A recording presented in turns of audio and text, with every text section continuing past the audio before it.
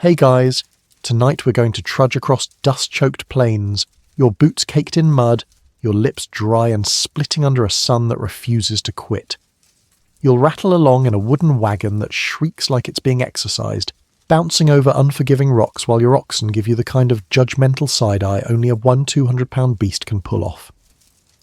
Welcome to the real Oregon Trail, the one that smells like desperation, grease and regret. No pixelated apple hunting or charming little dysentery pop-ups here. This is the version they didn't teach you in school. You probably won't survive this. So, before you get comfortable, take a moment to like the video and subscribe. Invite viewers to post their location and local time. Now, dim the lights, maybe turn on a fan for that soft background hum, and let's ease into tonight's journey together. You wake just before dawn.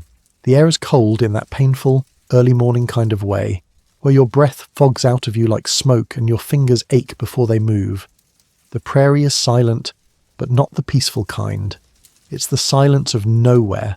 You're somewhere between Independence, Missouri, and a wildly optimistic version of Oregon that only exists in a pamphlet from 1843. The canvas of your wagon is damp with condensation. You slept on a bed of hay and burlap sacks, and somehow you still managed to bruise both hips. A rooster crows, and it's not charming. It's the shrill scream of another day you're not ready for. Your joints pop like kindling as you crawl out into the frosty dirt. The oxen are already awake, snorting steam and looking at you like you should be hauling them. These aren't your cuddly farm friends.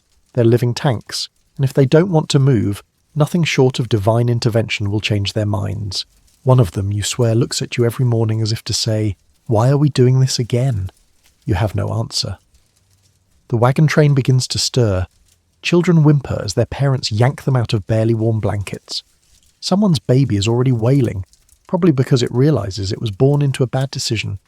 The sound of coughing ripples down the camp, dry, wheezing coughs that seem harmless now, but could spell the start of something more sinister. Already, you're trying not to touch anyone. Breakfast? If you're lucky, it's leftover beans fried in pork fat scraped from last night's pan. If you're unlucky, it's just the pan. You chew slowly, your jaw stiff from sleep and regret. The beans are burnt on one side, half cold on the other. You try to convince yourself that the gritty crunch is texture, but it's definitely just dirt. Someone else got biscuits. You envy them until you realise those biscuits are so stale they could double as wagon wheels. A man near you mutters that they should have left 2 weeks earlier. Another blames his wife for packing the wrong shoes. A woman is already praying out loud. It's barely sunrise and optimism is down to its last thread. The morning ritual begins. You repack the wagon with almost ritualistic futility. Blankets, flour sacks, a box of glass bottles that clink like a ghost orchestra. Somewhere in there is a Bible, probably unread since Missouri. Every item is wrapped and wedged in with desperate precision, like stuffing hope into a coffin. Historically, the Oregon Trail wasn't just a road.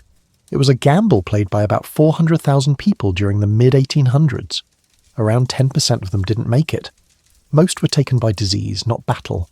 Cholera, dysentery and exhaustion were the real enemies out here, not arrows or bears. The romantic image of the brave pioneer, mostly wishful thinking. You finally hitch up the oxen. The yoke creaks. The animals groan. The wheels lurch forward, and with it, your fragile hope. The journey has officially resumed. Trail dust starts almost immediately. It rises in thick clouds behind every wagon, so dry it clings to your throat, your hair, your soul. Your boots sink into rutted earth, churned muddy from wagons ahead of you. Sometimes you wonder if the soil itself is rejecting you, spitting you out with every squelch. There's a scholarly debate about whether most settlers truly understood what they were signing up for. Some argue they were misled by land speculators and newspaper stories. Others claim they simply had no other option. Either way, it's clear by this point that reality and expectation are fighting a losing war. You trudge forward in silence, the only soundtrack being the creak of leather harnesses and the whimper of wheels over stone. You wipe your nose with a sleeve already crusted from yesterday. Someone ahead stops their wagon to vomit. You quietly vow not to look. It's been 2 hours since breakfast. You're already hungry again. That's not a good sign. And Oregon? Still about 2,000 miles away. You step awkwardly over a rock and feel something pop in your left foot. Maybe a blister, maybe a ligament. Who knows anymore? Pain becomes an ambient background sensation out here, like wind or the occasional fart from a passing ox. You keep walking because that's what everyone else is doing, and there's nowhere to stop unless you'd like to spend the rest of your days as a decorative skeleton landmark. By mid-morning, the sun is up and already far too confident in its role. The prairie offers no shade, no sympathy, and no distraction. Just wide, beige nothing. The kind of empty that makes your brain start to hum just to fill the void. You look around at your fellow travellers. Half of them are hunched over, squinting against the light like wounded goblins. One guy's hat blew off an hour ago, and he's still muttering about it like he lost a child.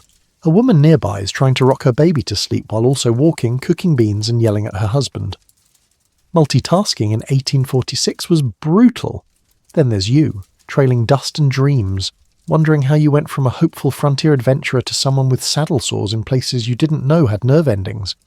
You finally pause to drink from your water barrel. Just a tiny sip, rationed like liquid gold. The water tastes faintly of metal, wood, and the previous owner's unwashed hands. You swallow anyway. Hydration is a luxury now, not a choice. The heat climbs steadily. You squint up to see a vulture circling, because nature apparently has a dark sense of humour. The birds know what's coming, even if you're still pretending not to. Trail guides warned you to walk beside the wagon, not ride in it. Riding is for the sick, the elderly, and the very spoiled. Plus, the wagon jolts so much you'd bruise your tailbone into oblivion within half a mile. The oxen pull forward in their stubborn rhythm, heads bobbing as if in slow-motion protest. You begin to imagine they're singing some sort of sad oxen chant. Why are we doing this? Why are we doing this? It's not all despair, though. There are moments, small, flickering glimmers, where you notice beauty. A blue flower stubbornly blooming from dry soil, a jackrabbit dashing through sagebrush like a cartoon character. The occasional breeze that feels like a whisper from a better world. But then you hear the unmistakable thud and crack of a wagon wheel breaking. Everyone stops. There's a collective groan, not of sympathy, but of logistical dread. Repairs mean time. Time means delay. Delay means arriving in Oregon just in time for the snow to kill you. The wheel belonged to a family from Ohio. They don't know how to fix it. No one really does. The carpenter on the trail is actually just a man who once built a chair. Still, he gets to work while the rest of you stand around pretending to be helpful. You wander off a bit and find a flat rock to sit on. The rock is hot, but you don't care. Your legs are jelly. Your arms hang limp like a broken marionette. You nibble on a piece of jerky so tough it could be used to resole boots. You try to remember what fruit tastes like. Mainstream history often skips these details. It talks about westward expansion and manifest destiny, but rarely mentions the part where people lost toenails, dignity, and loved ones in equal measure. Scholars remain divided on whether the Oregon Trail was a noble pursuit of opportunity or a borderline cult migration of desperation. Spoiler alert, it was probably both. A group of teenagers nearby starts playing a game, tossing buffalo chips at a bucket. You want to be horrified, but you're mostly impressed by their aim. Entertainment on the trail is whatever you make it. If it doesn't bite and isn't covered in disease, it's fair game. Someone begins singing a folk song, off-key, loudly. It echoes through the prairie like an uninvited sermon. Still, it lifts the group's mood for a few minutes. Even the oxen seem to perk up, though that might just be gas. Then, finally, the wheel is patched. The caravan gets moving again, creaking and groaning like an old man on leg day, and just when you're about to settle back into your day's shuffle, you hear a giggle, a light, melodic, unexpected giggle. You glance to your left and see a girl, maybe 19, walking beside a smaller wagon.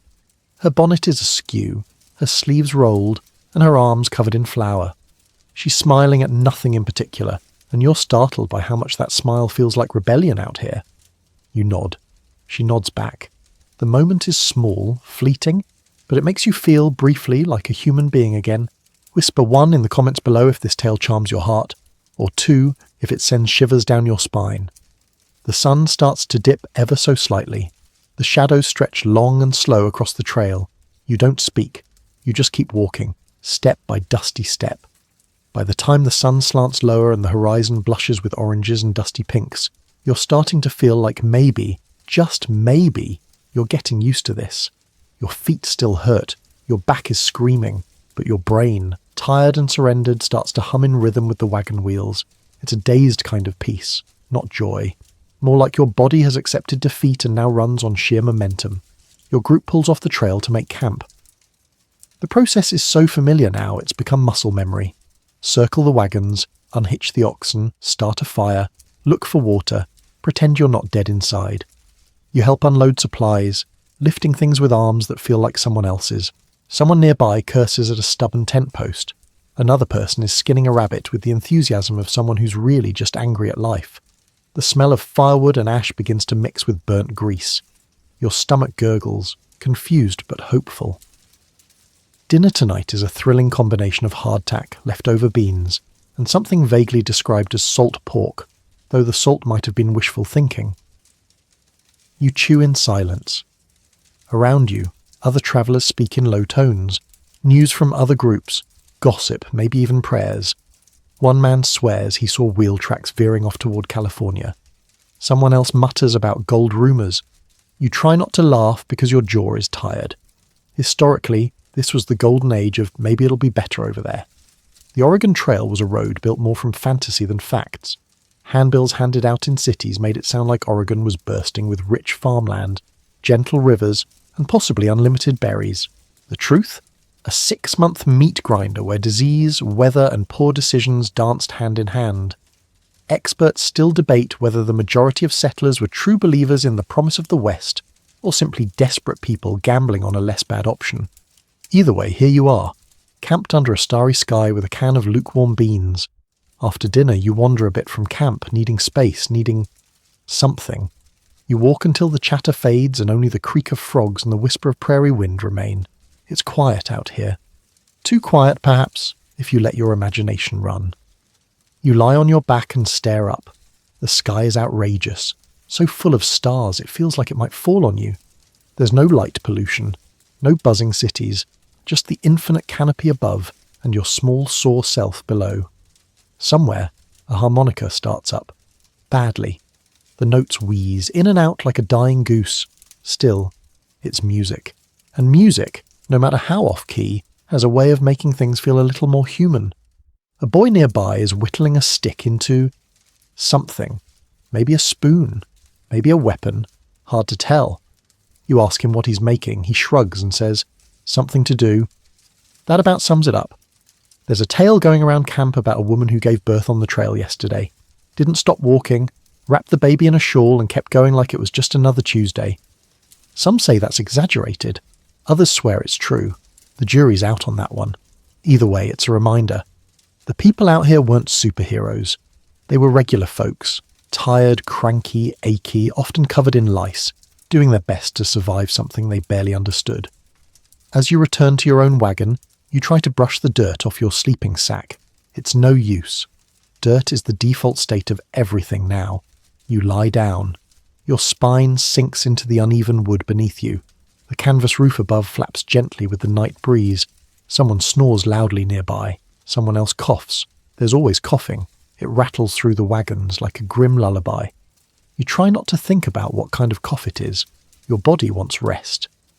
Your brain, however, replays the day like a broken slide projector. You remember the dust in your nose, the cracked wheel, that girl's smile, the vulture, the rabbit, the beans. You wonder how you'll do this again tomorrow. Then a single sound cuts through the night. A howl. Far off but distinct. Coyote. Maybe wolf. You freeze. For a moment, no one breathes. Then, gradually, conversation resumes. It's probably fine, right? You roll over, wrapping your thin blanket tighter around you. The ground pokes into your hip like a moral lesson. Somewhere in the distance, an ox farts mournfully. And with that, the prairie sings you to sleep. You wake before dawn, not because you're well rested, but because your bladder and lower back are having a violent argument. You groan softly, shifting under your scratchy wool blanket, only to realise the blanket is somehow damper than when you fell asleep. Morning dew, condensation, regret. Hard to say. You rise slowly, knees creaking like old floorboards, and crawl out of the wagon. The air is wet and bitter, like breathing through a wet sock. A pale fog clings to the ground, swirling around your ankles as you stumble a few yards out to find a bit of privacy. Trail bathrooms aren't a thing. You just pick a bush and pray no one else picked it first. Nature's bidet? Absolutely not. As you return to camp, someone is already up and making coffee, or at least boiling something dark in a tin pot. The smell hits you like salvation. It's not great coffee. In fact, it might not even be coffee, but it's hot, bitter, and it jolts your soul back into your body. You sip, feeling the metal cup warm your hands. Nearby, someone's trying to fry dough over a fire. It's going badly. The dough keeps falling into the flames, hissing like it's insulted. Then, like clockwork, comes the coughing. You try not to flinch every time someone hacks violently. It could be dust, could be illness, could be the universe reminding you that you're only one sip of river water away from disaster. No one dares to say the word cholera, but everyone is thinking it. By the mid-1800s, cholera was the great equalizer of the trail. Entire families vanished in a matter of days. Water sources were shared and rarely clean. The wagon wheels didn't stop turning just because someone died. More than one grave was dug before lunch.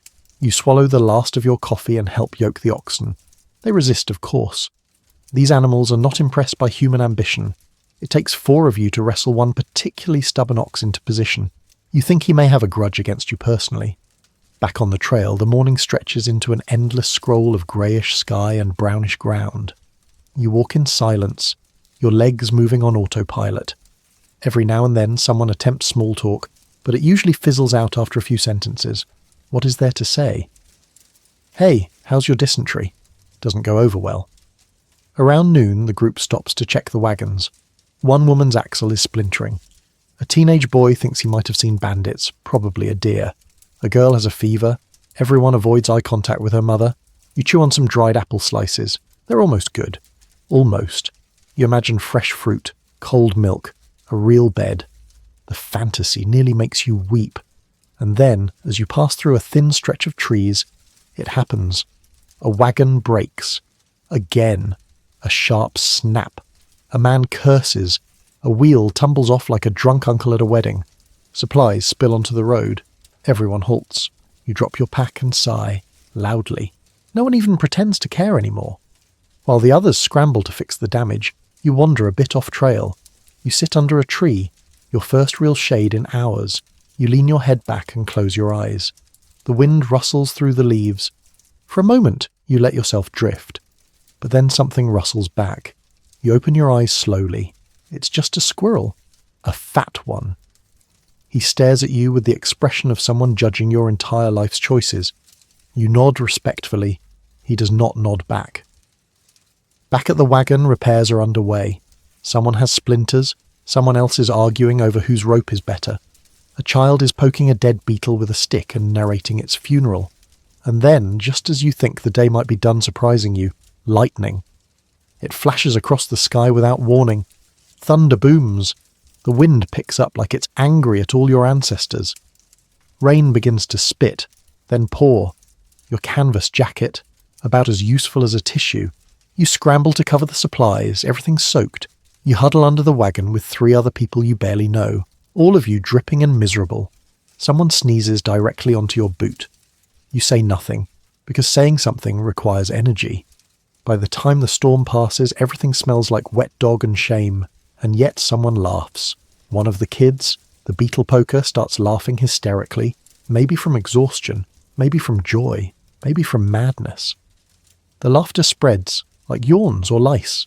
Before long, you're chuckling too, rain-soaked and exhausted, finding humour in how utterly miserable this all is.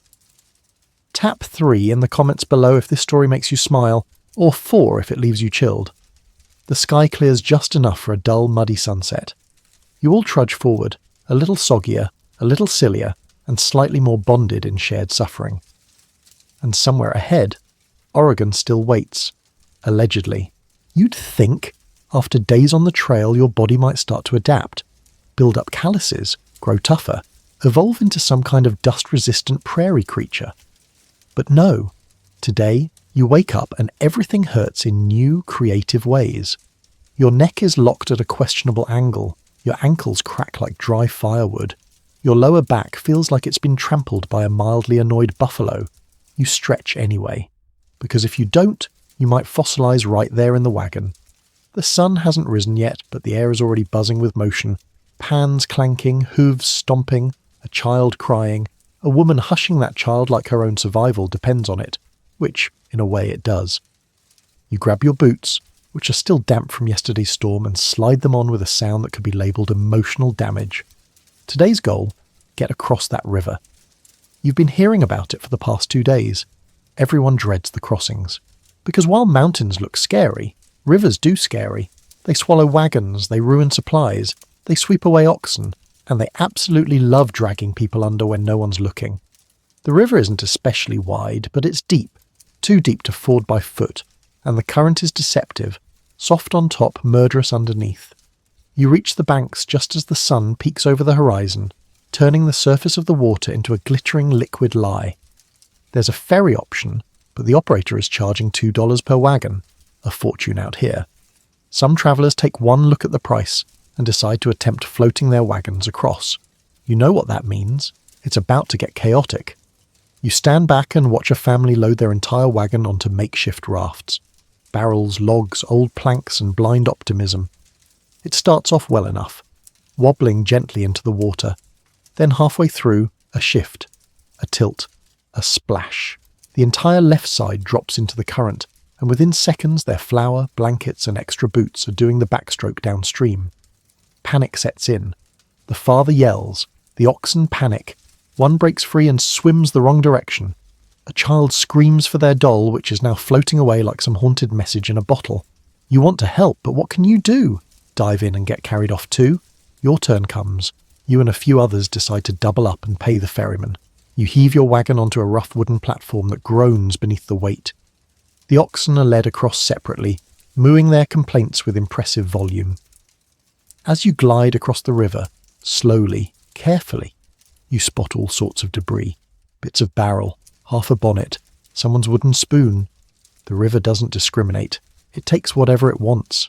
Scholars remain divided on whether these river crossings were more dangerous than disease, but nearly every journal from the trail mentions fear of drowning.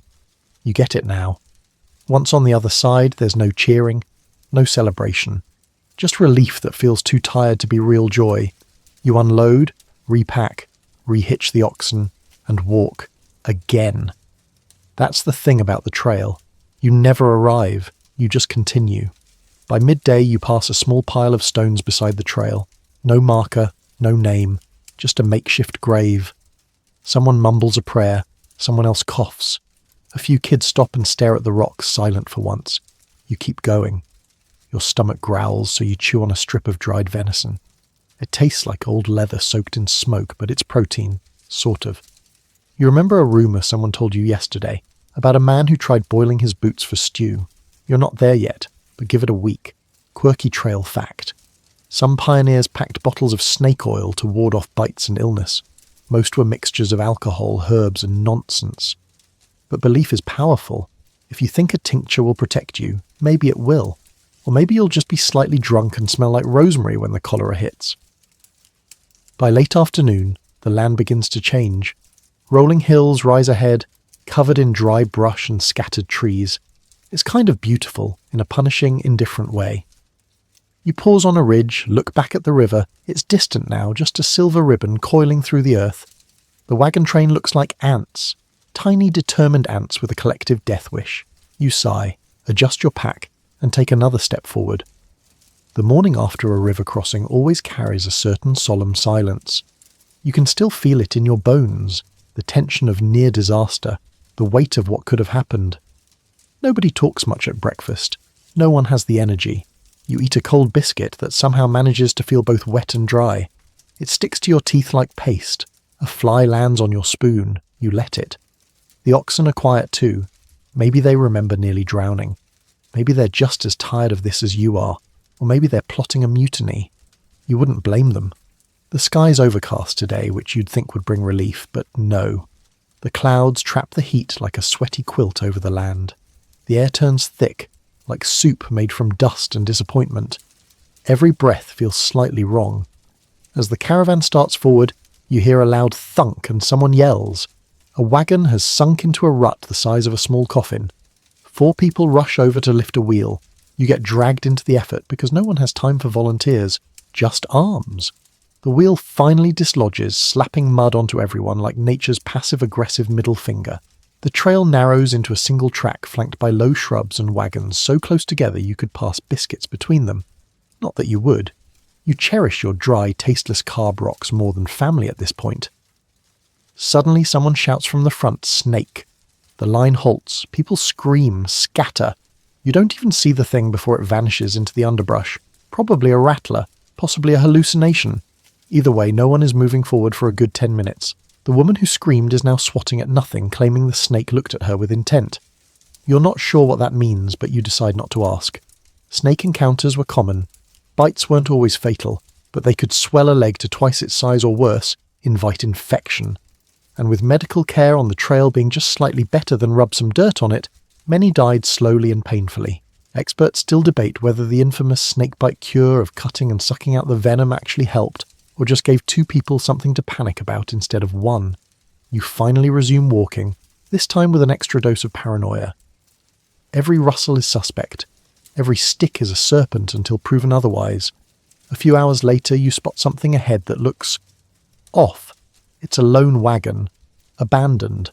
One wheel broken clean off, no oxen, no people, just sitting there, tilted at an unnatural angle like it fell asleep mid-sentence. You all stop. Carefully, cautiously, a group approaches. Inside, there are scattered belongings. Clothes, an empty bottle, a child's toy. No sign of struggle, no blood, just emptiness. People mutter theories.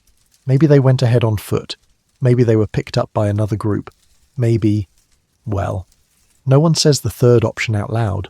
You rummage through the supplies respectfully, taking only what's useful. A pot, some dried beans, a half bag of oats. One woman finds a diary. She keeps it, says she'll read it later. You're not sure you want to know what's inside. Trail abandonments were more common than you'd expect. Families overestimated what they could carry or underestimated the terrain. When wagons broke beyond repair, they'd sometimes leave everything behind. These ghost wagons littered the route like breadcrumbs leading to nowhere. As you continue, a light rain begins to fall, not enough to cool you down, just enough to turn the path into a sticky mess. Mud clings to your boots in thick, sucking globs. Your calves burn. Your thighs ache. You regret not skipping leg day before embarking on this whole manifest destiny lifestyle. Up ahead, you see 2 kids making mud faces on a rock. Big eyes, squished noses, dirt-smeared joy. It's the first time you've seen anyone under the age of 12 smile in 2 days. You smile too, then nearly fall flat on your face, slipping in their art. You recover with your dignity mostly intact, but the kids laugh anyway. It's fine, you let them have it. By evening, your group sets camp near a stand of trees. It's a decent spot, dry enough, shaded, and no visible animal scat. A win, by all accounts. You help gather firewood. One log is suspiciously heavy, and when you turn it over, hundreds of beetles scatter. You drop it and pretend that didn't happen. Your arms are trembling anyway. You haven't eaten enough today, but you're too tired to care. Dinner is oatmeal. Lumpy, lukewarm oatmeal. It slides down like flavoured sadness. Someone offers you a sprinkle of brown sugar. You nearly weep. As the fire crackles, someone tells a story about a man who tried to turn his wagon into a sailboat once. Said he wanted to reach Oregon via wind. Apparently it flipped over after 20 feet and crushed his foot. The man survived. His ego did not. You chuckle, not at the pain, but at the absurdity. That's the thing about the trail. Sometimes all you can do is laugh. Laugh and keep walking. And tomorrow, you'll do it all over again. You wake up to a strange sensation. Warmth. Real warmth. The sun is rising slowly, filtering golden light through the branches above your camp. Birds chirp. Your breath doesn't fog. Your socks are only slightly damp. It's practically paradise by trail standards. You sit up slowly, joints creaking, but slightly less murderously than usual. Someone's already got a fire going, and there's even the faint, almost holy scent of bacon in the air. You blink.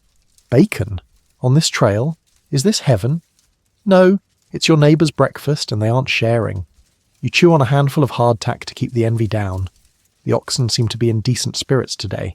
One even nuzzles your arm, which is as close to affection as these animals get. Maybe they sense the terrain ahead is gentler, or maybe they know something you don't. Either way, you feel a flicker of optimism. That optimism lasts a full 20 minutes. Then comes the sound of someone screaming. You sprint toward the noise, hobble briskly, and find a man sitting in the grass clutching his foot. He's pale and sweating, his boot beside him, and stuck right into the meat of his heel is a long rusty nail. The verdict is quick. Old wagon debris, buried in the mud, hidden by time and carelessness, now lodged in human flesh. You try not to look, you fail at not looking. The man's companions argue over what to do. Clean it with whiskey? Cauterize it? Amputate? Nobody really knows. There's no doctor here. Just opinions and shaky hands. You hear the phrase, tetanus, whispered, though no one uses the word lockjaw. That's too frightening. Someone offers their flask. Someone else offers a rusty knife. You walk away before you hear the rest. Trail injuries were common, and what might be a stubbed toe back home could become a death sentence out here. Infection spread fast. Treatments were guesswork. And while journals mention hundreds of creative remedies, from honey to gunpowder to, yes, cow dung, few of them actually worked. Scholars remain divided on whether more people died from bad injuries or bad treatments. You return to your wagon, shaken, you glance at your boots, you check the soles, twice. By late morning, the trail has narrowed into a series of uneven slopes, gentle hills that look friendly but quickly become punishing. The wheels strain, the oxen groan, your calves scream. You take breaks more often, sitting on any rock that won't stab you back. You pass another grave, this one with a wooden marker, barely legible but someone carved in, Lydia, 19, loved music, hated beans. You chuckle, then immediately feel guilty, but there's something honest in it. Out here, humour and death walk hand in hand. You've seen more graves than you can count, and each one reminds you how thin the line is between traveller and tragedy. You stop for lunch under a crooked tree. You eat the last of your dried fruit, savouring the faint memory of sweetness. A child nearby is trying to teach a prairie dog to fetch. It's not working, but the kid is very enthusiastic. You root for him anyway. Suddenly, a gust of wind kicks up, and with it, dust. A lot of dust. Within seconds, everything is grit and wind and stinging eyes. You pull your bandana up over your mouth, but it barely helps. The trail becomes a storm of earth. Visibility drops. People yell out to each other. Someone's hat flies off and disappears into the horizon like a runaway ambition. You crouch behind your wagon, squinting. The oxen panic, bucking and shifting. You hold tight to a wheel to avoid being flattened. The air tastes like crushed bricks and panic. Dust storms were a known hazard, especially in the dry heartlands. They could last minutes or hours. Some were mild, others choked out entire herds. The problem wasn't just breathing, it was disorientation. Travellers got lost in storms just feet from their own wagons. Then, as suddenly as it came, the storm dies. The dust settles in your eyelashes, your teeth, your soul. You look like a breaded version of yourself. You spit, cough, then laugh. Because what else is there to do? That afternoon progress is slow. Everyone's covered in a fine layer of misery, but spirits lift slightly when a small stream appears ahead. You rush to it, dropping to your knees, splashing water on your face. It's cold, clean, perfect. You drink. A lot. Too much. 15 minutes later, you deeply regret that decision. There's an urgent shuffle to find privacy. Others are in the same situation. Turns out, clean doesn't mean safe. And so, you squat behind a bush, pants down, swatting at flies, cursing the Oregon Trail and every pioneer who thought this was a good idea. Welcome to the real westward expansion. It's not all sunsets and violins. It's grit, blisters, rusty nails, and bad decisions in water form. You spend the next several hours in what might generously be called digestive distress. It's hard to walk when your stomach is plotting betrayal at every bend. Your gut gurgles so loudly that a nearby child asks if there's a bear behind you. You smile weakly and shake your head. There is a predator nearby, but it's intestinal. You're not alone. Half the wagon train looks like they've seen better centuries. People stagger like hungover ghosts. The man who drank from the same stream as you has gone full fetal position under a canvas tarp. A woman is debating whether to give up her one lemon-scented handkerchief to use as an emergency. Well, welcome to trail rule number 7. Never trust a clear stream. The day stretches on, dusty and cruel. The sky above is cloudless. and that should be comforting. No rain, no surprise lightning. But instead it just makes the sun more aggressive. There's no shade. The horizon wavers in heat ripples like it's laughing at you. Your sweat evaporates faster than it forms, leaving you dry and crusty and slightly salty, like a human pretzel. To distract yourself, you focus on your surroundings. A distant line of hills to the west, strange rock formations to the east, and a buzzard circling directly overhead. You wave at it out of spite. It circles lower. Someone ahead spots wagon ruts heading off the main trail. This sparks a debate. Maybe it's a shortcut. Maybe it's a trap. A man with far too much confidence insists he's seen this route on a map. His wife looks unconvinced. The group splits, as groups do. Some stay on the beaten path, others gamble on the unknown. You stay with the main trail. You don't trust anyone who refers to a map but refuses to show it. Scholars still debate whether these trail splits helped or harmed progress. Some led to new discoveries, others led to disaster. The infamous Donner Party, for instance, took a shortcut. We all know how that turned out. By late afternoon, your stomach has mostly settled, though it now feels empty in a slightly threatening way. You nibble on a piece of stale cornbread, which turns to gravel in your mouth. You chew anyway. Hunger out here is a slow burn, dull, persistent, never quite satisfied. Someone calls out, wild berries spotted on a bush near the trail. Everyone rushes over, eager for something fresh. You hang back. You remember the last time someone ate something wild and decorative. Still, curiosity wins. You take one, tiny, red, juicy. You sniff. You taste. It's delicious. The others are feasting now, laughing like children at a picnic. Even the oxen seem amused. The moment feels almost surreal. Sunlight dappled through the bushes, laughter ringing out, berry juice staining hands and cheeks.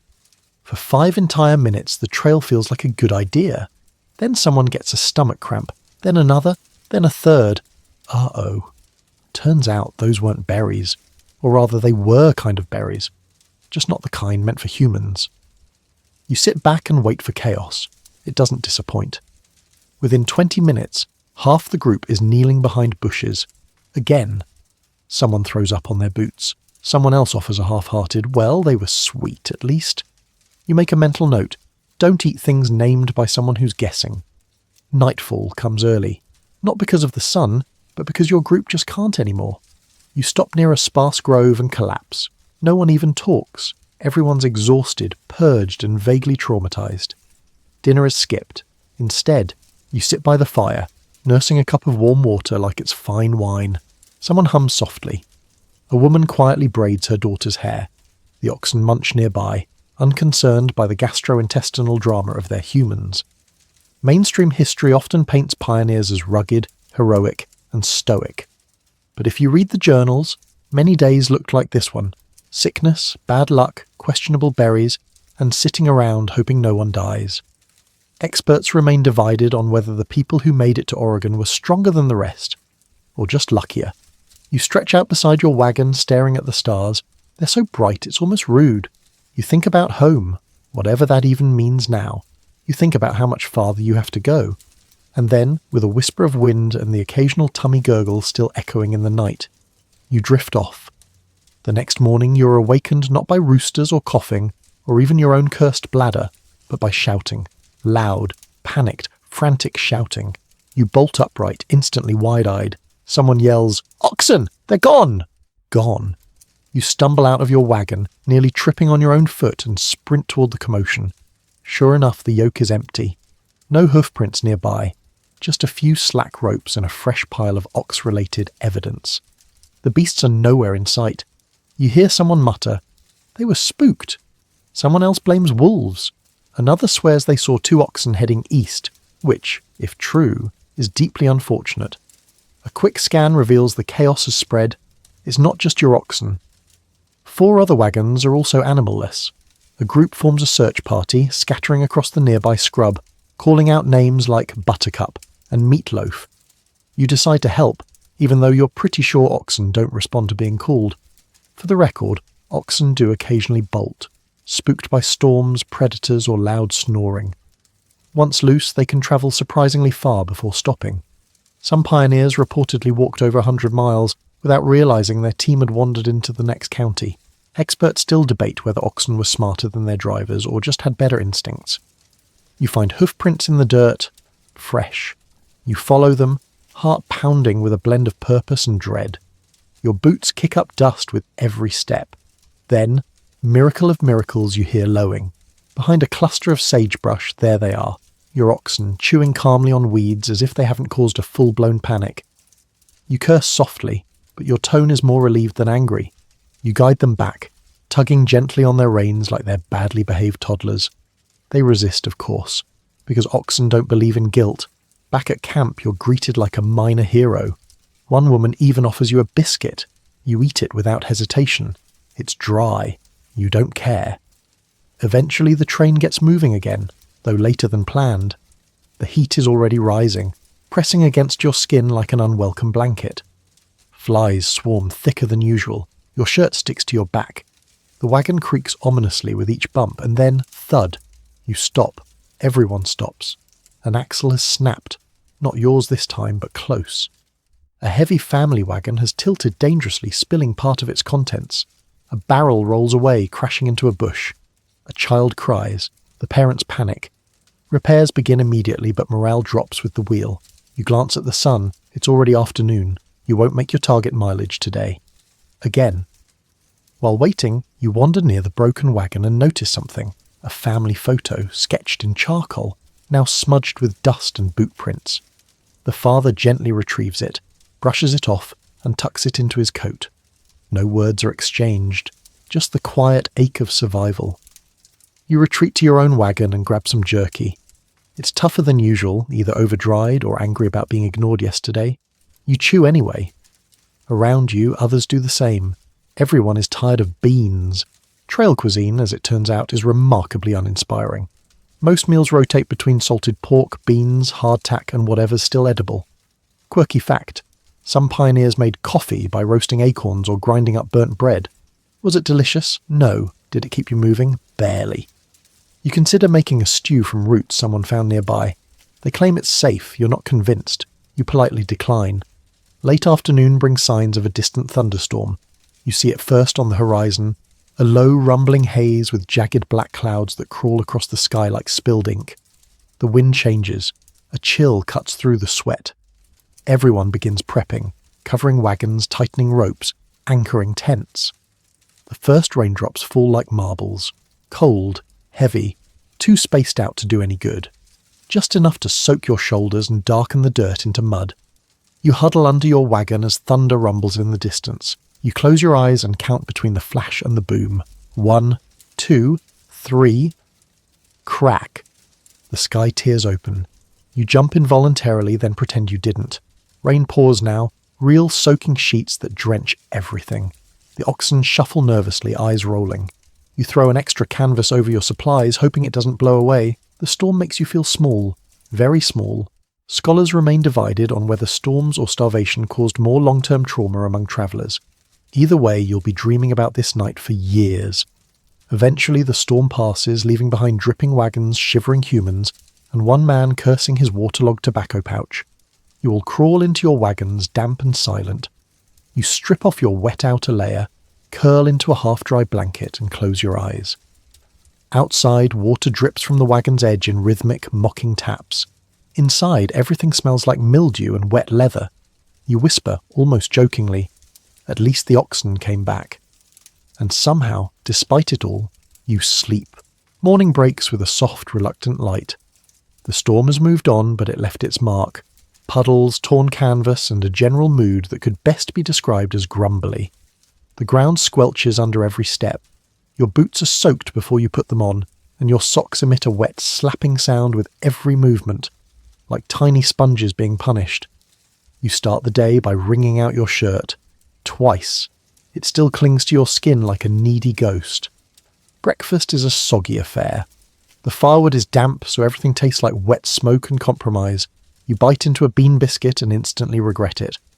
Someone nearby sneezes into the communal coffee pot. No one has the strength to protest. Despite the exhaustion, the caravan sets out again. The air smells like wet dirt and regret. The trail ahead is muddy and pitted, dotted with the ruts of wagons who tried to go forward too soon. You glance at the sky. Grey, uncommitted but no longer threatening, that's something. You've stopped measuring progress in miles. Now it's all about how many oh-no moments you survive before lunch. About an hour in, a wagon ahead of you begins to list. Slowly at first, then dramatically. The mud beneath one wheel gives way, and the whole thing tilts like a ship going down. People rush to unload before it topples entirely. You help again because there's no such thing as a bystander on the Oregon Trail. Barrels, crates, and a flour sack tumble into the muck. The flour explodes like a tragic snowstorm. The woman who owns it stares silently, then mutters, "Well, that's that." You want to hug her. You don't. Your arms are covered in mud.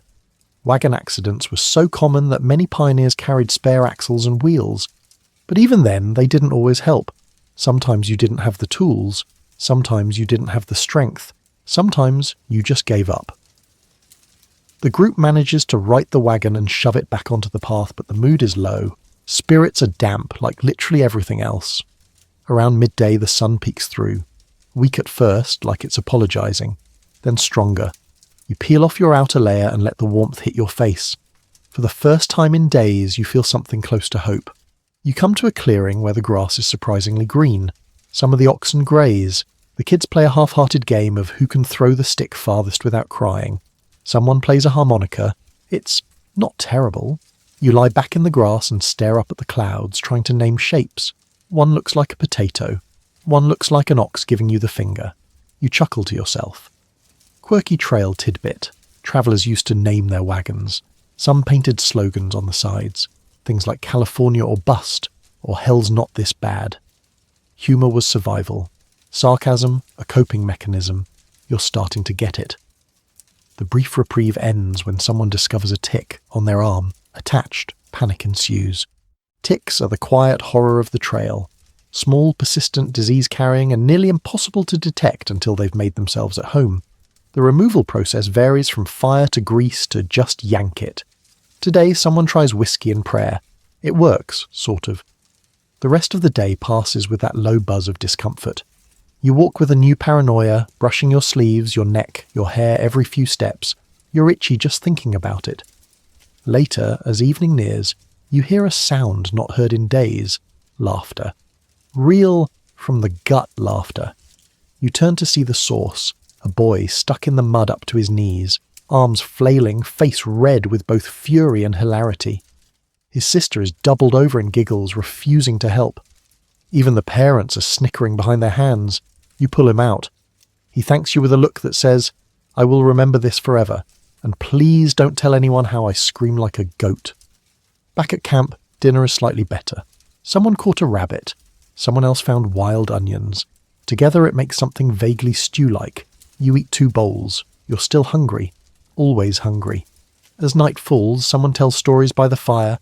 Tales of mountain men, ghostly herds and native scouts who could track you by the way your boots squeak. You listen, half believing, half asleep. Mainstream history often glazes over these details. The quiet, silly, strange moments between tragedies. But out here, they're the glue. The tiny victories, the whispered jokes, the stew that didn't make you sick. Experts still debate whether these human moments were what kept people going, or if they were just distractions from doom. Either way, you're grateful for them. You roll into your blanket, stare at the stars again and think, I didn't die today. That's something. Your dreams last night were weird.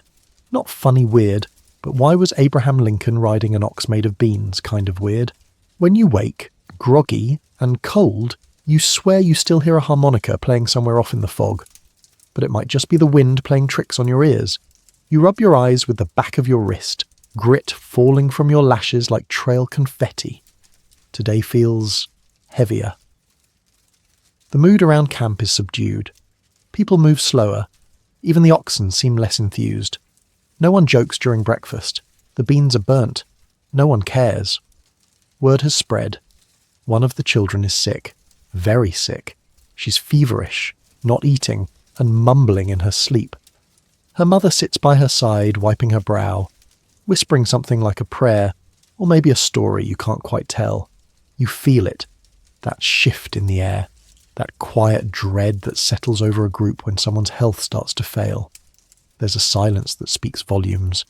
What do we do if she dies? What do we say to the mother? How much slower can we afford to go? This is not a situation with clean answers. Historically, death on the trail was frequent and quietly handled. Graves were often shallow, hurried, and unmarked, or marked in ways that disguised them from looters or animals. Some families even rolled wagons over fresh graves to hide the disturbed soil. Grim, yes, but practical.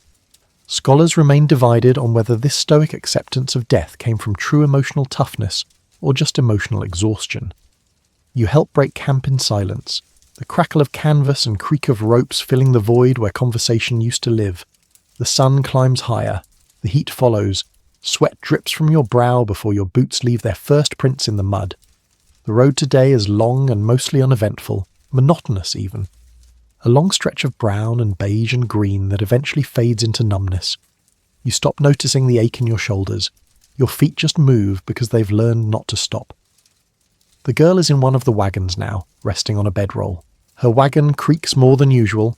Every now and then you glance back, checking for signs. A cough, a stir, anything. By midday, someone proposes holding a hymn service.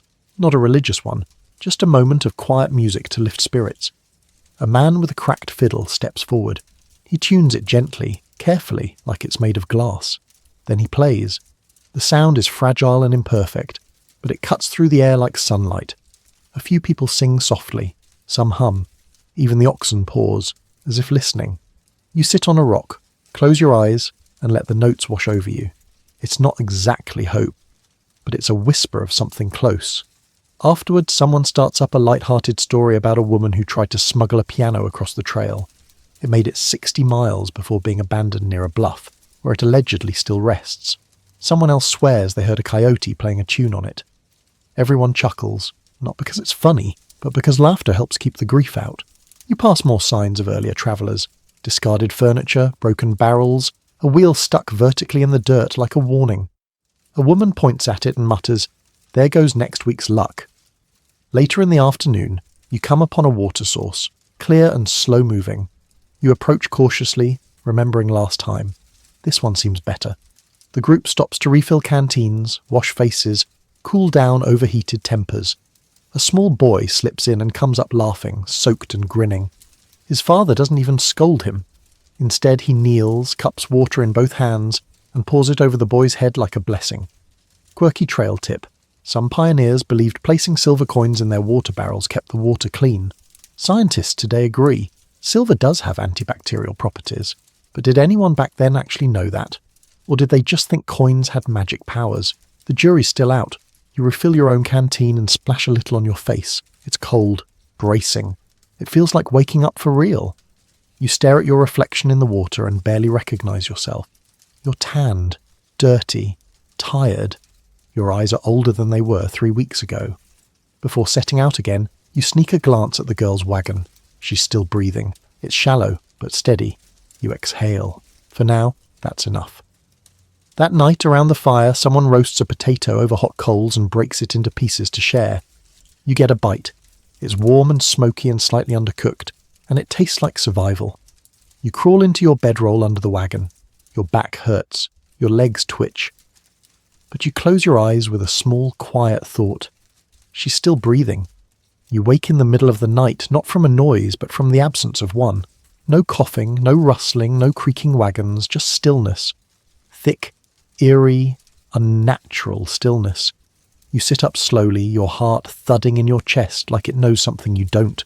The stars are scattered overhead like spilled salt, and a thin layer of mist crawls low across the ground, silver in the moonlight. You tiptoe from your bedroll, careful not to wake anyone. Your boots squish softly in damp soil. You glance toward the girl's wagon, the one who was sick yesterday. A candle burns faintly inside. You creep closer and see her mother sitting on the ground outside, legs crossed, hands in her lap, eyes fixed on the flame. She doesn't look up. She doesn't move. Just watches. You don't ask. You don't need to. You return to your wagon, lie down, and stare at the stars until your eyes blur. When morning finally arrives, it does so gently. Soft pinks and oranges rolling across the sky like a tender apology. The camp stirs slower than usual. The girl's wagon stays still. No one says anything, but everyone knows. A little mound appears near the tree line by mid-morning. A pile of stones. No marker, no sermon. Just a silence deeper than most words could reach. You walk on because that's what the trail demands. It doesn't pause for grief. It doesn't bend for loss. It stretches endlessly ahead, asking more than it ever gives. But something is different today. Something in the way the group moves. Slower, tighter, more deliberate. Fewer jokes, less chatter. Everyone walks a little closer, breathes a little heavier. By noon, the trail winds through a narrow canyon. The walls rise on either side, sun-bleached and ancient, like stone jaws waiting to snap shut. It's cooler here, but quieter too. Every sound bounces. Wagon wheels, oxen snorts, the occasional sneeze from a dusty nose. You don't speak. It feels wrong to break the hush. Then someone gasps. You round a bend and see it. A message painted in tar on a canyon wall. Turn back. You blink. It's old, faded, peeling, but clear. Below it, more words scratched in with a knife. Buried 3. Crossed 1. Good luck. A few people stop to stare. One man shakes his head and mutters, "Cowards." Another looks pale. A woman grabs her child's hand just a little tighter. Trail graffiti wasn't uncommon. Travellers left messages for others behind them. Warnings, jokes, desperate pleas. Some became famous, etched into stone and story. Scholars still debate whether they were meant to save lives, or just vent hopelessness. You walk past the wall with a small shiver in your spine. Not from fear exactly. More like déjà vu of something you've never actually lived. By late afternoon, the canyon widens and the prairie returns. Big, flat, windswept. Your boots crunch over gravel and dried grass. The oxen grunt. Your canteen is nearly empty, but there's a spring ahead. That's the rumour anyway. Someone heard it from someone who heard it from a man who once traded beans for a horseshoe. You spot a crow perched on a fence post. A rare man-made sign. Maybe you're getting close to something, and then, as if summoned, the spring appears. It's not much, just a trickle bubbling up between some rocks. But it's clean, cold, alive. You fall to your knees and drink greedily. The water slides down your throat like a miracle. You soak a cloth, wipe your face, even splash your oxen. They don't thank you, but they do stop glaring. You refill every container you have. A woman dunks her whole head. A man starts singing a hymn. He's not good. It doesn't matter. This is a win. You set up camp early, for once not out of desperation, but because the place feels safe, familiar, like the kind of spot someone might remember fondly. Dinner is rabbit stew, made from a scrawny hare that ran directly into someone's wagon wheel. Unfortunate for the rabbit. Fortunate for your stomach. There's even a few pinches of wild herbs tossed in. It tastes like survival with seasoning. Around the fire, a story is told. An old tale of a man who reached Oregon with only one boot and half a beard, but a full wagon of dreams. Nobody believes it. Everyone laughs anyway. Tonight, for the first time in days, there are stars and smiles. You curl up, the fire crackling nearby, the spring gurgling soft behind you, and for one fleeting moment, you feel okay. Not great, not even good, but okay. And out here, okay as golden. You wake up sore but not shattered. Your feet still ache but not like knives. Your joints pop but nothing's locked in place. For once your blanket stayed in place through the night, and nothing bit you while you slept. Not visibly anyway. It's what passes for a good morning out here. You crawl out of your wagon and stretch. The sky is overcast, the breeze cool. You hear a skillet clatter and someone swear under their breath. A baby coughs once and goes quiet. The fire's already going and someone's stirring oats. It smells like cardboard and hope. You line up for breakfast and get a scoop, mushy, barely salted, and served in a tin bowl that still smells faintly of beans. But it's warm. You eat every bite. Today the terrain changes. You're heading into rocky country. Less prairie, more uneven stone, like the earth is trying to shake you off its back. Every step feels like it takes twice the effort, and your ankles begin a slow campaign of rebellion. One wagon hits a jagged boulder and nearly topples.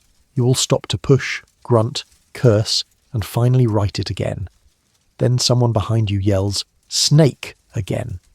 This time it's real. A long, thick rattlesnake coils under a rock right near the wheel of a wagon. The oxen don't notice, but the driver does, and freezes. A few brave souls grab sticks and try to shoo it away. Someone throws a shoe. The snake hisses, then slithers off with an offended dignity. You all pretend to laugh, but your heart's pounding. It always does after a scare like that. Snakes on the trail weren't just nuisance. They were a genuine hazard. Bites could turn deadly fast without treatment. And treatment? Well, you had whiskey, a knife, and faith. Not much else. Scholars remain divided on whether the old cut-and-suck method did any real good, or just gave people something dramatic to do while the venom took its course. The trail narrows again through a dry, craggy ravine. The wind whistles sharply here, as if the land itself is trying to talk you out of going farther. You glance up at a rocky ledge and see 3 vultures perched side by side, like they're judging your life choices. One flaps its wings. You pretend not to notice. After an hour of careful manoeuvring, you break through the rocks and enter a dry basin. A wide open space, flat, endless, shimmering with heat. The sun breaks through the clouds just in time to remind you that nature is rude. The heat rises in waves. Your shirt clings to your back. Your boots stick to the dirt. You pull your bandana up again and begin counting steps to stay sane. By your 487th step, someone starts singing. It's off-key. It's barely a tune, but it spreads. One voice becomes 2, then 5, then 10. The lyrics are nonsense, something about beans in my shoes and dreams in my socks. But the rhythm is good. Even the oxen seem to step in time. Laughter bubbles up. Real, wheezy laughter. It's contagious. You laugh too, breathless, tired, but genuinely amused. Quirky historical side note. Many pioneers sang while walking, sometimes hymns, sometimes nonsense. It kept rhythm, lifted spirits, and scared off animals. A kind of musical mosquito net. And when the road was endless, singing gave shape to the nothing. You crest a small rise and pause. There's something ahead, a distant smudge. Could be trees, could be a trading post, could be a hallucination. A man near you squints and says, "That's Fort Laramie, I swear it." He's not even close, but the rumour spreads like wildfire. A fort is near. People walk faster. Even the limping ones pick up the pace. You can feel the energy shift. There's talk of supplies, rest, maybe even coffee that wasn't boiled with a stick. The mirage of civilization is intoxicating. It turns out to be a clump of trees and some large rocks. You reach it by dusk. No fort, no trading post, just shade. Everyone is disappointed, but no one says it out loud, because complaining means admitting you believed. Camp is made. You eat jerky and try not to sulk. Someone offers you a bite of boiled turnip. You decline. As the sky turns orange and violet, someone pulls out a fiddle. You didn't even know we had a fiddle. The man playing it says nothing, just starts in, slow and sleepy. A few people sit and sway. A couple dances, stiff-legged and laughing. Even the kids stop poking bugs and pay attention. You lean back against your wagon and watch the stars arrive. They don't rush. They just show up, one by one, like old friends slipping into the room without knocking. You breathe deep. The air smells like dry grass and ash and something faintly sweet. Maybe someone packed cinnamon after all. You don't sleep well, but you sleep. And out here, that's close enough to a miracle. Morning breaks with a mosquito in your ear and a spider in your sock. You fling both off with a flurry of sleepy panic, then sit there blinking at the rising sun like it personally betrayed you. Your back is sore, your legs are stiff, and your entire body feels like it spent the night wrestling a burlap sack filled with angry bricks. Someone nearby sneezes 3 times in a row. The final sneeze is met with silence, then a muttered, "We should keep an eye on that." You're officially entering the everyone is fraying stage of the Oregon Trail. Tempers are short. Nerves are thinner than the gravy. That guy from Missouri who's been cheerful this whole time, he just kicked a rock and called it a liar. Breakfast is whatever didn't get eaten last night. A piece of hardtack that may double as a weapon, and something resembling apple peels. You chew in silence, teeth grinding with more effort than reward. Then you saddle up mentally, physically, emotionally, and walk. Today's terrain is deceptive, flat, wide, open. You'd think it would be easier, but instead it feels endless. Like you're walking on a cursed treadmill designed by a pioneer-hating deity. Every hour feels like 3. You pass a broken wagon wheel lodged in the dirt like a warning. Nearby lies a pair of abandoned boots. No footprints lead away. You decide not to ask questions. By mid-morning, the real trouble starts. Ox drama. One of the teams refuses to move. The lead ox, named Duke, just plants his hooves and stares at his owner with the quiet judgment of a Victorian ghost. His partner lies down in protest. You can feel the collective groan ripple through the wagon train like a dust-covered sigh. Attempts to bribe the oxen with apples fail. So do gentle nudges, stern lectures, and one man's attempt at singing to them. In the end, it takes 8 people and a lot of yelling to get the wagon moving again. By that point, everyone is emotionally invested in the outcome. When the ox finally lurches forward, it earns a cheer that echoes across the prairie. Fun trail, fact. Oxen were stubborn but reliable. Some pioneers preferred them to mules or horses because they were stronger and less likely to bolt. Still, they were slow and not especially motivated by motivational speeches. The delay throws off your rhythm, and the rest of the day drags like molasses through a sieve. People squabble. A man accuses someone of stealing his extra spoon. Someone else argues over whether it's cornbread day. A teenage girl declares she wants to go back to Boston immediately, despite being 900 miles too far in the wrong direction. It's the kind of day that feels 11 years long. Years. Then, as the sun starts to droop low in the sky, someone calls out, "Water!"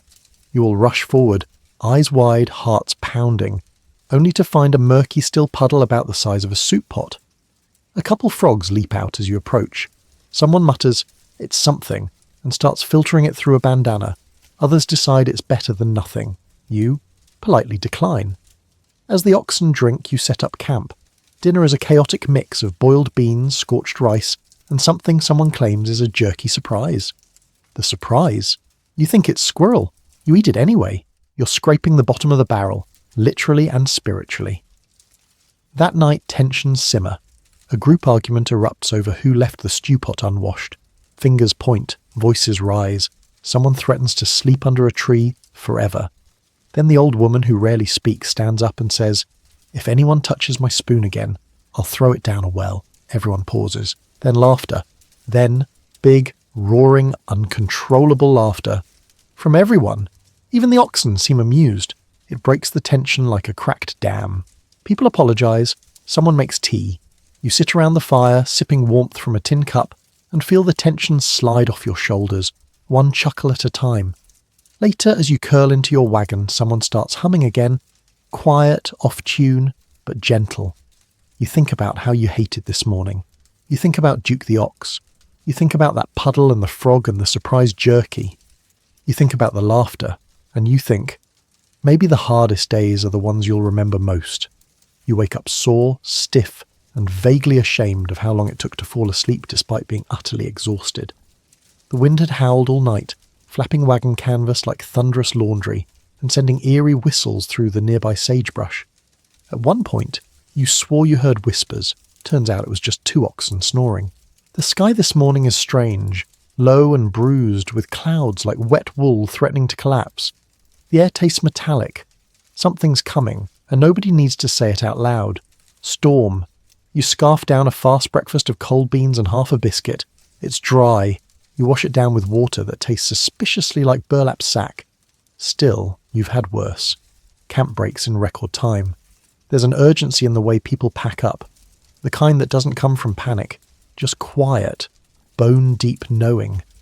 You move quickly too, lashing barrels tighter, checking ropes, hoping everything holds. You've barely been on the trail an hour when the first thunder cracks. It's distant, but booming, like the sky's clearing its throat in warning. The oxen shift nervously. A wagon wheel clunks oddly against a rut. Someone near you mutters, "Let's just get over the ridge before it hits." You all pick up the pace. The wagons creak and groan in protest, and your boots slap into dry dirt that won't stay dry for long. You reach the ridge, steep, stony, and completely unsheltered, right as the wind kicks up. Your hat flies off. A small child shrieks and grabs their bonnet. One man's wig sails away, never to return. You grab your brim and crouch lower, squinting against the gusts. And then, like a bucket tipping from the heavens, the rain starts. Not drizzle. Downpour. Heavy sideways sheets that soak you in seconds. You blink and water runs into your eyes. The trail becomes a mudslide beneath your feet, and you stagger forward, each step a battle. The wagons slog forward, wheels sticking and skidding, oxen bellow, people shout. One wagon tips, but not completely, just enough to toss a barrel of nails into the mud, where they immediately disappear like the world's sharpest treasure. You try to help push another wagon up the hill. Your hands slip, your foot sinks ankle deep into mud. You laugh. What else can you do? And push again. At the top of the ridge you pause, panting, drenched and blinking rain from your lashes. You glance back at the others still climbing and realise this is your view now. A trail of souls in soaked clothing pulling half-broken wagons toward a place none of you have ever seen. And you keep walking. Quirky historical aside. Despite the Oregon Trail's reputation for hardship, many pioneers later described it with a strange fondness.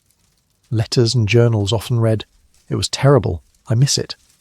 Experts still debate whether this nostalgia was due to actual fond memories, or simply relief at surviving something they thought would kill them.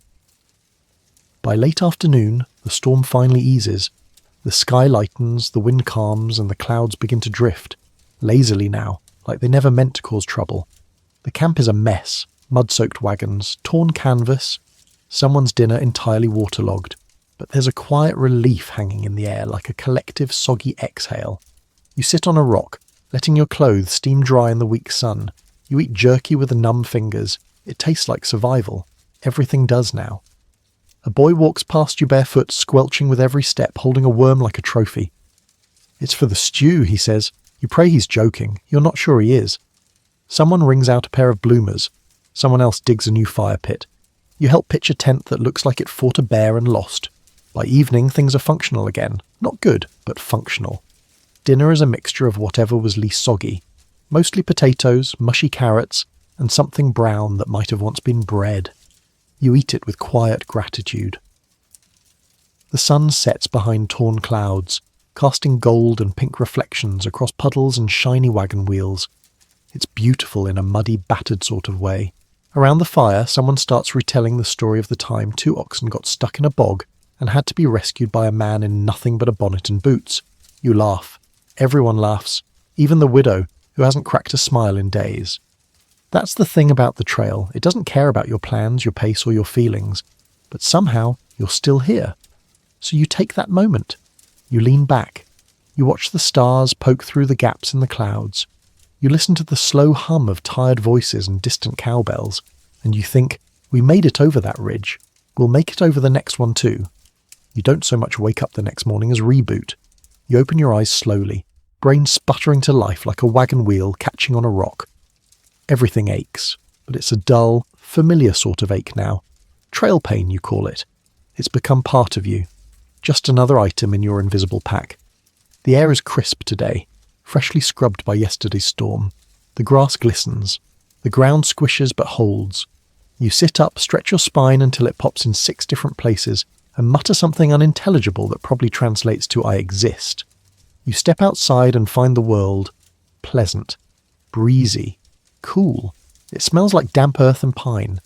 A few songbirds chirp like they didn't watch anyone eat squirrel stew last night. You nod to them politely. Breakfast is meagre but warm. Stew leftovers, reheated with the addition of a questionable onion someone bartered for with a handful of nails and a smile. It's spicy, possibly unintentionally. Today's journey begins with a slight incline. A series of rolling hills that look innocent, but quickly reveal themselves to be calf burners. The sun is higher than you expect by the time you crest the first rise, and below you lies something rare and valuable. A decent view. You pause to take it in. The trail curls behind you like a ribbon tossed across a patchwork quilt. Your fellow travellers move in tiny clusters, their wagons like beetles in the brush. The vastness stretches beyond comprehension. You've walked that. You did that. And you're still not done.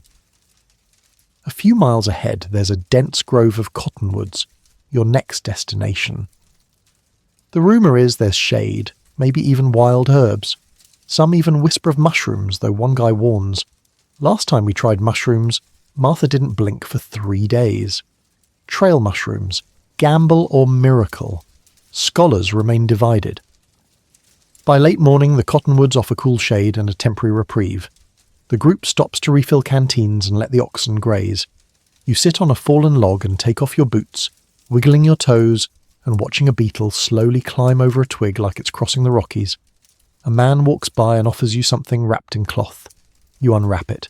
Dried peaches. You blink. "Where'd these come from?" you ask. "Found 'em in a busted crate 2 days ago," he says. "Been saving 'em." You chew slowly. They're sweet, tangy. You nearly cry. It's funny what counts as luxury out here. A spoon, a dry sock, a single piece of fruit. The group doesn't rest long. Clouds are building again, and the memory of the last storm still lingers in everyone's bones. You repack your things and step back onto the trail, heart a little lighter, pockets still damp. As the day stretches on, the landscape shifts again. Sparser trees, more rocks, and an odd smell in the air. Not unpleasant, just different. You pass through a cluster of sulphur springs, small, bubbling pools with yellow edges and steam curling up like ghosts telling secrets. One child calls it witch soup. Another tries to poke a stick into a pool and gets a scolding. You don't touch anything. One man insists the sulphur is good for the skin. He bathes in a shallow pool and emerges red-faced, steaming and inexplicably proud. You avoid eye contact. By late afternoon, the ground becomes sandier. The wagons drag, the oxen slow, and your feet sink just enough with every step to feel very betrayed. You pause at the top of a small hill where someone has scratched something into the rock. Oregon ain't worth this. Beneath it, in a different hand, "Keep going anyway." You smirk, then keep going anyway. That night the camp is set in a shallow valley flanked by boulders and sagebrush. It's not the prettiest place, but it blocks the wind. A luxury. Dinner is modest. Roasted tubers and a strip of salted meat that may or may not be squirrel again. No one asks anymore. You sit by the fire, legs stretched out, staring at the embers. The sky above is a deep blue dome, pinpricked with stars. Someone hums. A woman stitches a ripped bonnet. A man carves a wooden spoon and pretends it's going well. You exhale. Another day. Another stretch of impossible trail made possible by pure stubbornness and strange snacks. You lie back on your bedroll, close your eyes, and whisper to yourself, "Keep going anyway." You wake up to the smell of something burning. Not dramatically burning, more like the scent of regret and overcooked breakfast wafting through the campsite. Someone has clearly left a pan of beans on the fire unattended. Again. You sit up and glance toward the smoke trail curling above the nearest wagon. A man stands over the fire, fanning it with his hat and muttering things that should probably be censored for children. His dog looks embarrassed. You stretch, yawn, and rub your eyes. Another day begins. Your boots go on stiff, your legs go on stiffer, everything cracks, everything resists. Your shoulders are still sore from yesterday's slow uphill climb, and the sun hasn't even cleared the trees yet. A few of your fellow travellers shuffle by, faces drawn and sleepy-eyed, holding tin mugs of something they insist is coffee. You know better. It's bean water, possibly bark, but you drink it anyway. The trail today is flatter, but not easier. Sandy patches alternate with dry, packed earth, and your feet either sink or slide. The wagons leave deep ruts behind, trails within trails, scars carved into the land. Someone remarks, "If we ever find Oregon, they better be handing out bathtubs at the gate." You laugh, then cough from the dust, then laugh again. As the sun rises, it brings heat. Not blazing, but steady, creeping heat. The kind that slowly cooks you without ever feeling like it should. You loosen your collar and soak your bandana in water, tying it around your neck like a hopeful sponge. A little before midday, you pass a sight that slows everyone down. A lone piano.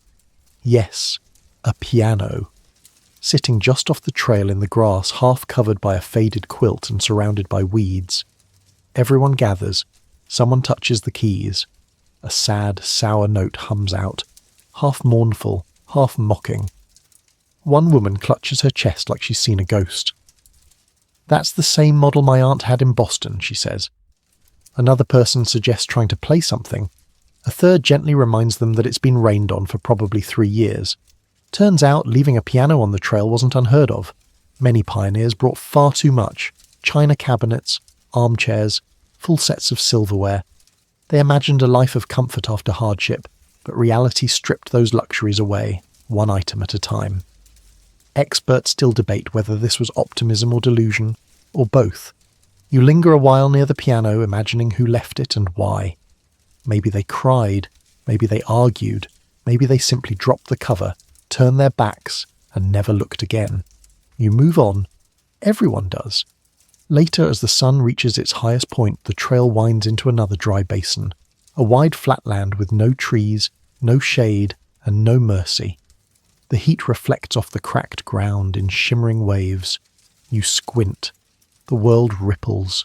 A man ahead begins singing again, something about roasted boots and dust stew. You can't tell if it's a joke or a cry for help. Either way, it helps pass the time.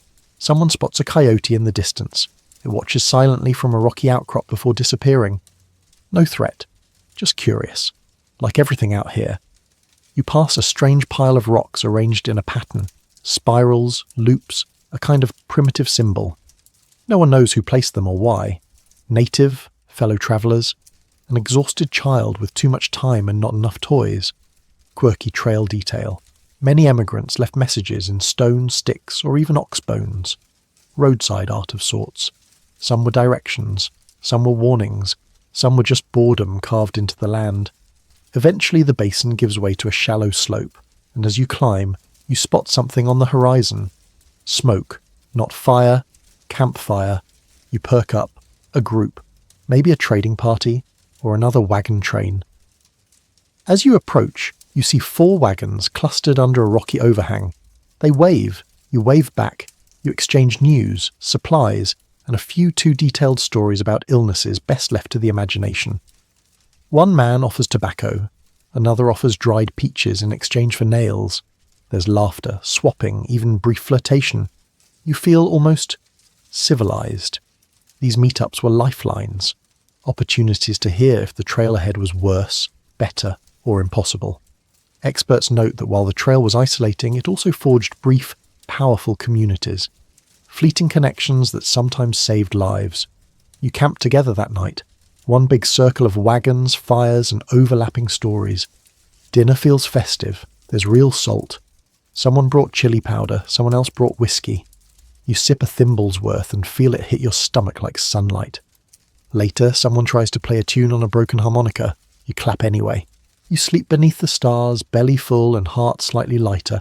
And just before drifting off, you think about the piano again, sitting alone in the prairie collecting dust and dreams, and somehow it feels like a friend.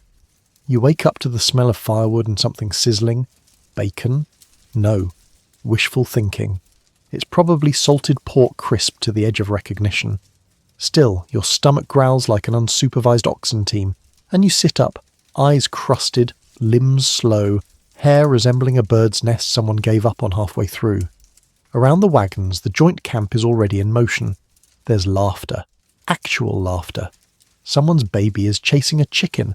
No one knows where the chicken came from. One woman is sweeping the inside of her wagon with a sagebrush branch and humming something vaguely hymn-like but suspiciously upbeat. It feels good, and that's dangerous, because nothing on the Oregon Trail stays good for long. You eat a quick breakfast. Flatbread fried in pork fat, with something almost resembling molasses. You're in a good enough mood that you thank the cook. He blinks like no one's done that in days. Then the wheels creak, the oxen snort, and you're moving again. You travel with the other wagon group for most of the morning. The combined numbers bring a sense of comfort. More eyes, more hands, more stories. Someone even tells a joke. It's long, complicated, and makes little sense, but everyone laughs anyway. You laugh too. Not because it's funny, but because laughing reminds you you're human. But around midday, things shift. A distant rumble. The ground trembles, not violently, just enough to feel like a warning in your bones. You stop. The wagons stop. Everyone turns westward. Then you see them. Buffalo. A whole stampede thundering across the plains to the south like a hairy tidal wave. Massive, muscular, and utterly indifferent to your existence. You watch, mouths open, eyes wide, as the herd pours over the landscape like something out of an ancient fever dream. One man yells, "Get the oxen downwind!" Another, "Cover the wagons!" Chaos. The oxen panic first. Your team lurches, eyes wild, trying to bolt. You and 2 others grab hold of the yoke and dig your heels into the dirt. The animals snort, rear, and try to twist free. You pull harder.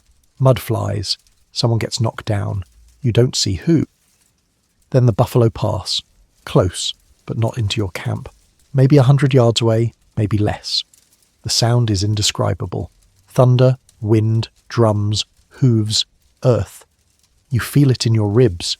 The dust rises in thick sheets, coating your face, your clothes, your very soul. And then, silence. Just like that, they're gone. It takes a while before anyone speaks. The oxen calm. People rise, dust themselves off, count heads. No one's hurt. Miraculously.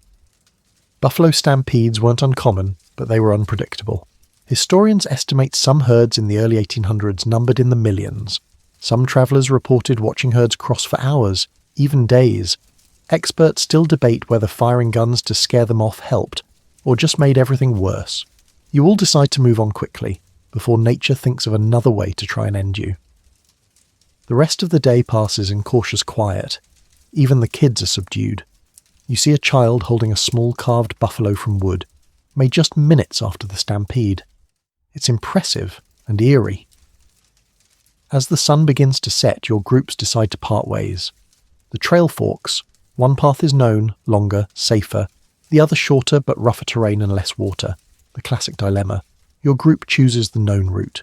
The others wave. You wave back. You don't know if you'll ever see them again. You walk on, alone again, but more aware now of just how small you all are out here. Camp is set near a scrubby patch of prairie grass. The sky tonight is orange at the edges and bruised purple in the centre. You sit on a rock, chewing your dinner slowly. It's stew, vague, brown, and oddly sweet. No one knows what's in it. No one asks. Someone starts singing. A lullaby, maybe. The words are unclear, but the melody floats softly through the dusk. The fire crackles. You close your eyes and breathe in the smoke, the sage, the dust. You remember the stampede. You remember the weight of the earth shaking beneath you. And you remember above all that you didn't run. You stayed. You held on. And tonight, you're still here. This morning the prairie is quiet. Too quiet. You stir from your sleep before the sun even rises. The world still blue with pre-dawn haze. There's no laughter, no chatter, not even the distant moan of someone's stomach rejecting last night's stew. Just wind. Just the hum of the trail pressing forward, even when no one's walking yet. You sit up and look around. A few others are awake, but no one's talking. The mood is tense. There's something in the air like a storm that doesn't show itself, just lingers on the edge of your bones. You break camp slowly. One of the oxen has a limp. Not bad, but not good. The wagon next to yours is missing a lantern, and someone's kettle, for reasons unknown, is now completely flat. Crushed. No one confesses. You trudge onward. A few miles in, someone quietly utters the 4 most devastating words on the trail. We're out of coffee. The group collectively exhales. Some groan. One man simply sits down in the dirt and stares into space like he's rethinking his entire life. Another offers up roasted acorns as a substitute. You try it. You regret it. Desperation coffee was a real thing. Some pioneers brewed drinks from dandelion roots, roasted corn, or even burnt breadcrumbs. Historians remain conflicted on whether these were clever improvisations or slow psychological torture. You keep walking, chewing on a chunk of jerky that's more salt than meat. It helps. A little. By late morning, your body feels like it's operating out of spite. You no longer walk, you shuffle. You no longer speak, you grunt. But just as your morale threatens to fall off a cliff, you reach a milestone. A small handmade sign reads, 400 miles to Oregon City. Everyone stops, looks, takes it in, then bursts out laughing. Because yes, it's hopeful. But also, it's hilarious. You've already walked over 1,000, and somehow there's still 400 to go. A teenager mutters, "At least it's not 500. Someone throws a pebble at him. But it's a turning point. A strange one.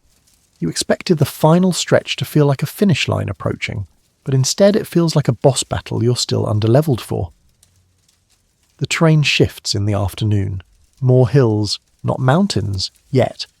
But the land is no longer flat and passive. Now it heaves and rolls like a sleeping giant beneath your feet. The oxen pull harder. Your calves burn. Your wagon creaks in a new and worrying way. You pause to check it. The left wheel has a splinter running halfway through the spoke. You press gently. It gives a little, not broken, but close. You wrap it in a spare leather strap and say a little prayer to whatever wagon deity might be listening. Further ahead, a man from another group is arguing with his wife about whether it's worth the time to stop and patch a hole in their tarp. The debate escalates quickly into finger-pointing, then shouting, and finally a dramatic declaration of "Fine, you patch it," followed by the man stomping off to sulk behind a bush. Marital bliss, Oregon Trail edition. These kinds of blow-ups aren't rare. Experts suggest emotional exhaustion and extreme proximity contributed to high tension on the trail. You don't need a scholar to tell you that. You feel it in your bones. But in true trail fashion, the same couple is sharing a blanket by sunset, giggling about how they both now smell like the same dead fish. Love wins, somehow. You camp on a bluff that evening. The view is breathtaking. You can see for miles. The trail behind you, a snaking line of ruts and memory. Ahead, hills, trees, and that endless, almost mythical idea called Oregon. You eat quietly. Tonight's meal is biscuits and squirrel gravy. Don't ask. Don't think about it. Just chew. Someone pulls out a tin whistle and plays a tune. It's not good, but it's earnest. A woman starts humming along. A small girl claps off beat with sticky hands. You lie back, arms behind your head, and stare at the stars. You think about the buffalo, the piano, the storm, the stew that nearly ended you, the acorn coffee that should be a war crime. You think, I've made it farther than I ever thought I would. And then you think, there's still 400 miles to go, and you smile anyway. Because if you've made it this far, you might just make it the rest of the way. By now, you've stopped asking yourself how far you've come, or how far is left. You've learned the trail doesn't work in distance. It works in survival increments. One water refill at a time, one flat biscuit at a time, one not falling into a ravine today at a time. This morning greets you with a rare sight. Fog. A dense grey curtain that swallows the prairie, thick enough that you can barely see the oxen right in front of you. It's cool and wet, clinging to your clothes and making everything smell faintly like a root cellar. The wagon train moves in a slow, cautious line, wheels creaking, footsteps muffled. You hear voices before you see anyone. It feels like walking through a dream or a haunting. You bump into someone. They apologise. You apologise. No one is really sure whose fault it was, but apologies are cheap and easier than shouting in soup-thick fog. A dog barks somewhere ahead. The oxen snort, and one wagon nearly veers off the side of the trail. You grab the yoke just in time and steer it back, cursing gently in the most polite possible way. Historically, fog posed a genuine risk. Wagons could veer off track, stumble into gullies, or simply vanish from the group. Some emigrants tied ropes from wagon to stay together. Others just yelled a lot and hoped for the best. Experts still debate whether the fear of getting lost in fog was more psychological than practical. You're here to confirm it's both. By midday the fog lifts and the world returns. What greets you is unexpected. Wildflowers. Dozens of them, maybe hundreds.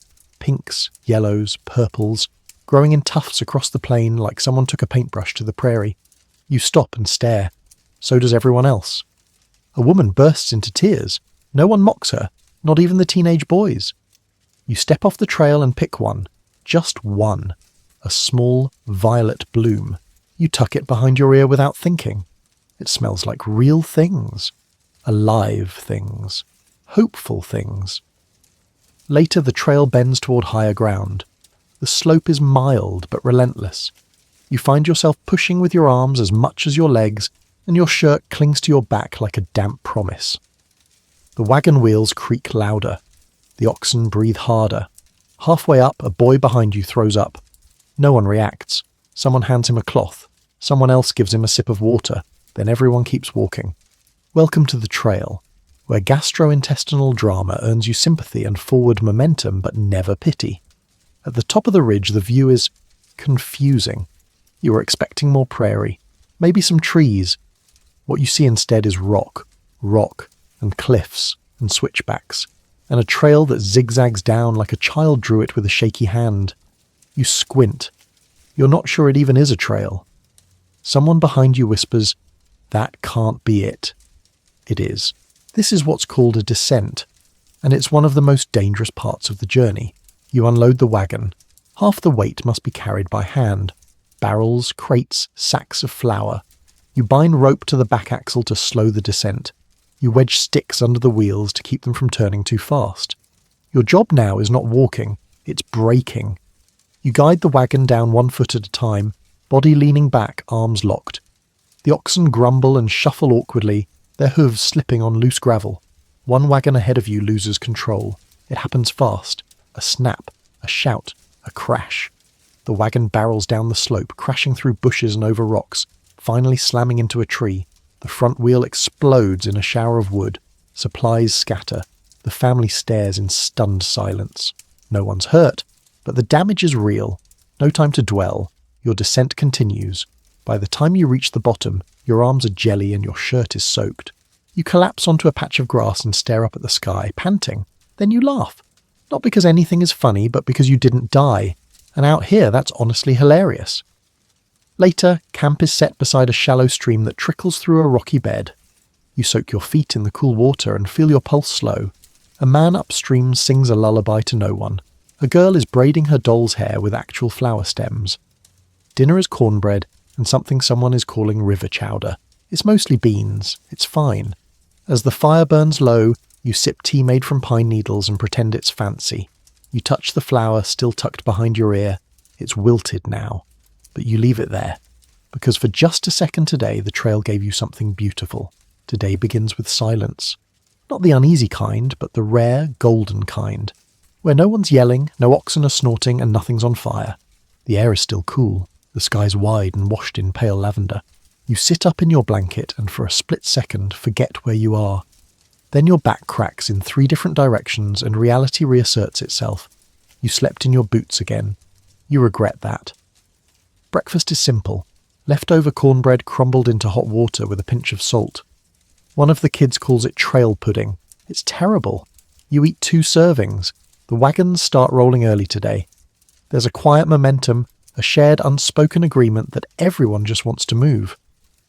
The terrain is flatter again, with golden grass stretching to the horizon and small hills rising like the backs of sleeping beasts. A man from another wagon tells you you're just a couple of days away from the Blue Mountains. The Blue Mountains. You've heard of them. Whispered about them, really. Not for their beauty, but because they're one of the last and steepest challenges between you and the Willamette Valley. Oregon's welcome mat comes with switchbacks and altitude sickness. You don't think about that now, you just keep walking. By mid-morning, something unusual happens. You pass a lone rider, no wagon, no pack, just a man on a pale horse, heading east, eyes forward, face unreadable. He nods at you. You nod back. He says nothing. He disappears behind you, dust rising in his wake. Someone near you mutters, "Turn him back, maybe?" No one answers. Some did. Not many. But a few turned back even after hundreds of miles. Gave up. Couldn't take it. Or maybe they just had to go home for reasons the rest of you will never know. Historians remain fascinated by these rare reversals. Were they braver or simply defeated? You can't say, but you think about him all day. Later, your group stops at a wide clearing for a break. Someone's wagon is leaning badly. Turns out the front axle is cracked nearly clean through. Everyone gathers. You pitch in without being asked. That's just how it works now. Help first, questions later. While repairs are made, a group of children play nearby, tossing pebbles and inventing a game with rules that change every 5 seconds. One of them finds a turtle and names it General Biscuit. It becomes the unofficial camp mascot for the day. Nearby, someone sets up a tin cup and uses it for target practice with pebbles. You try your hand at it. You miss wildly, 3 times. But it's nice to aim at something again. Afternoon heat settles in like a blanket laid across the entire world. Your shirt sticks to your skin. Your hat feels like a hot plate. You walk slower now, counting steps, chasing shadows, dreaming of fruit that doesn't come in dried strips. Then you smell it. Smoke, but not campfire smoke. Tobacco. You pause, sniffing the breeze. And sure enough, around the next bend sits a trader. A real one, with a proper wagon, canvas roof, and 2 horses that look so clean you suspect witchcraft. He waves, smiles, invites you over. Your group approaches cautiously, wallets thin, hopes thinner. He's selling flour, tobacco, peppermint, dried apples, and, miracle of miracles, candied ginger. You nearly cry at the sight of it. You trade a button and a piece of good rope for a small pouch of peppermint sticks. You suck on one immediately. It's cold, sweet. A reminder that the world has not forgotten flavour. That evening, camp feels lighter. Someone shares their tobacco. Someone else reads aloud from a damp, half-torn book. The peppermint makes the rounds, nibbled like treasure. Dinner is thin stew, but someone has a pinch of dried thyme left. They toss it in like it's gold dust. And somehow, that tiny difference makes it feel gourmet.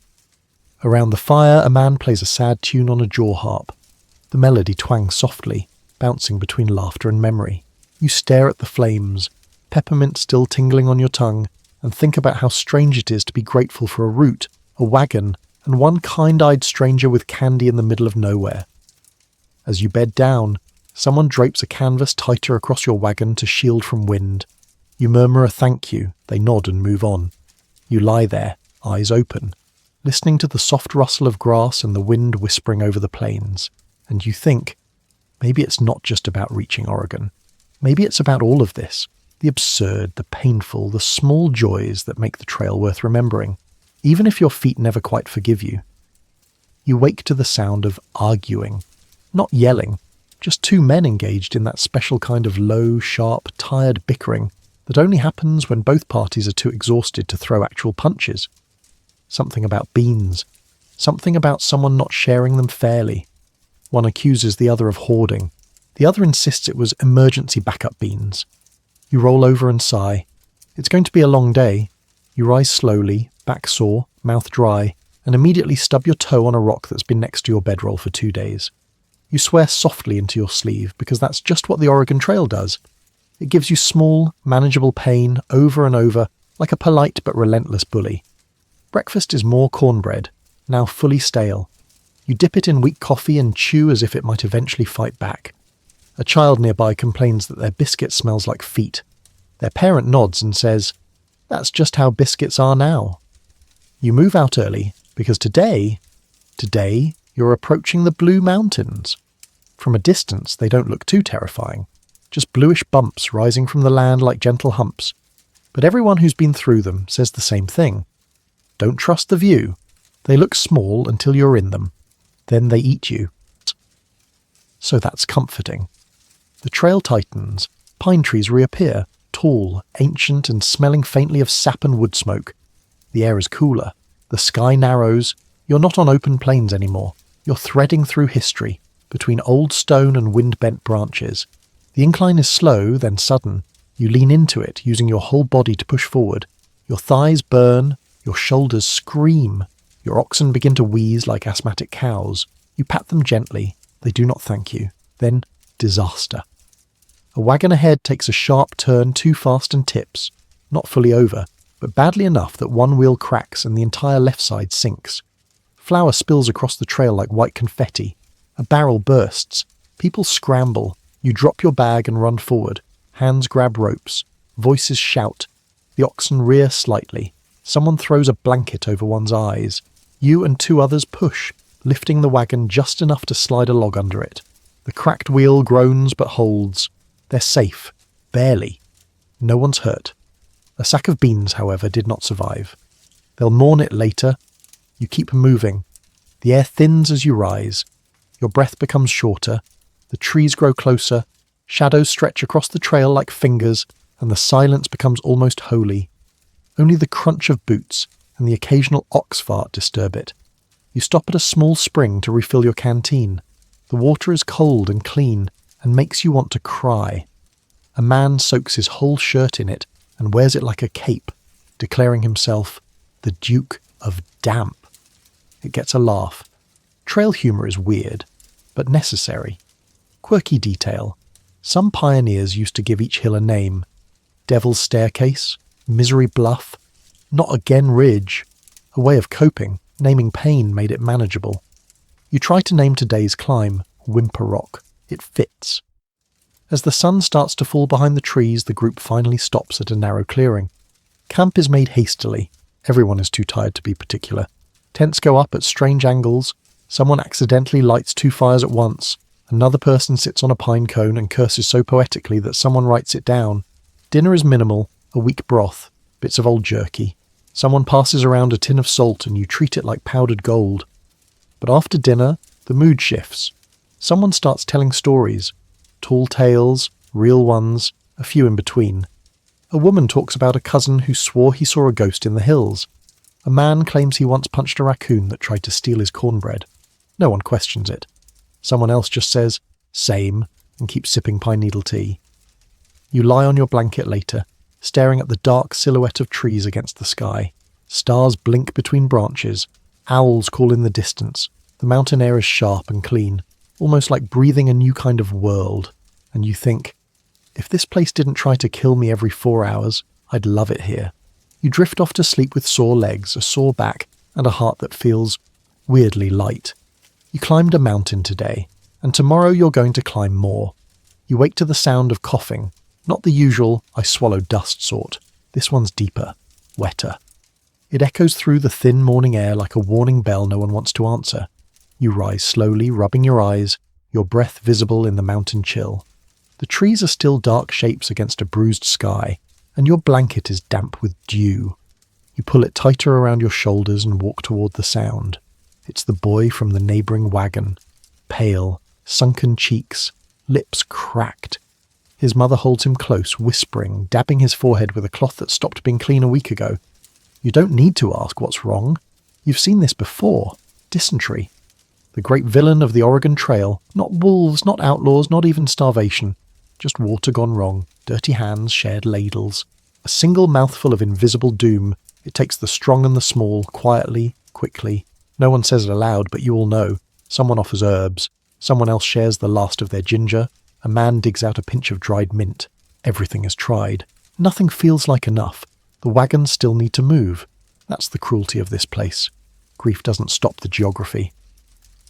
The trail out of the Blue Mountains is steep and unforgiving. Downhill, but treacherous. The soil is loose. The wagon wheels slide. You and a dozen others spend hours tying drag ropes to the backs of carts, digging in your heels like anchors, praying the descent doesn't pull everything, and everyone, into the valley below. It's hard work, terrifying work, the kind that makes your palms blister even through gloves. One wagon catches too much speed. A wheel hits a rock. It skids sideways into a ditch. No one's hurt, but the axle's cracked in half. You pass it quietly, they'll fix it or they won't. That's the rhythm now. Midway down, you stop to rest. There's a cliffside overlook. Jagged rocks, steep drop, but the view. The view. Below, the land stretches green and wide, with trees that seem to go on forever. A shimmer in the distance that might be a river, or a mirage, but either way you see it. Oregon. Real. Tangible. There. Someone beside you whispers, "We're close." It doesn't feel real, but it is. You sit there for a while, chewing on a piece of hardtack softened with a drop of honey someone gifted you in trade. It tastes like memory, like all the things you used to think were luxuries. Sweetness, silence, a full belly. Quirky trail note. Some travellers held spontaneous celebrations when they saw Oregon for the first time. Singing, dancing, even toasts with watered-down whiskey. Others just cried. You're not ready to do either. You're still bracing. When the trail levels out, the pace picks up. People start to chatter again. Plans for where to camp. Who to trade with. What to do once the land flattens for real. But behind it all, the worry lingers. That boy hasn't gotten better. That evening, you camp near a stream. The water is cold, fast, and blessedly clean. You boil it anyway. No one takes chances anymore. You sit near the fire with a bowl of rice and beans, stirred into a mush that somehow still tastes like victory. A woman nearby is sewing a patch on her husband's pants. He's wearing a barrel while she works. It's both ridiculous and deeply romantic. You smile. They nod. Later, someone starts carving a signpost out of a felled branch. 2 days to Oregon City, they plan to write. You watch them chisel, thinking how surreal that number feels. 2 days, after all this, after sickness, and stampedes, and floods, and heartbreak. You check on the boy before you sleep. He's still breathing. His mother hums something low and soft. A lullaby with no words, just the tune. You lie on your back beneath your wagon. The stars blink through gaps in the trees. The air smells like pine and damp wool. You think about the cliffs, the slide, the cracked axles, the burned beans, the child's laugh, the quiet courage of a mother who refuses to give up. You're not in Oregon yet, but you're close enough to taste it. You wake before the sun again, not from noise this time, but from stillness. That soft, eerie quiet where even the oxen seem to be holding their breath.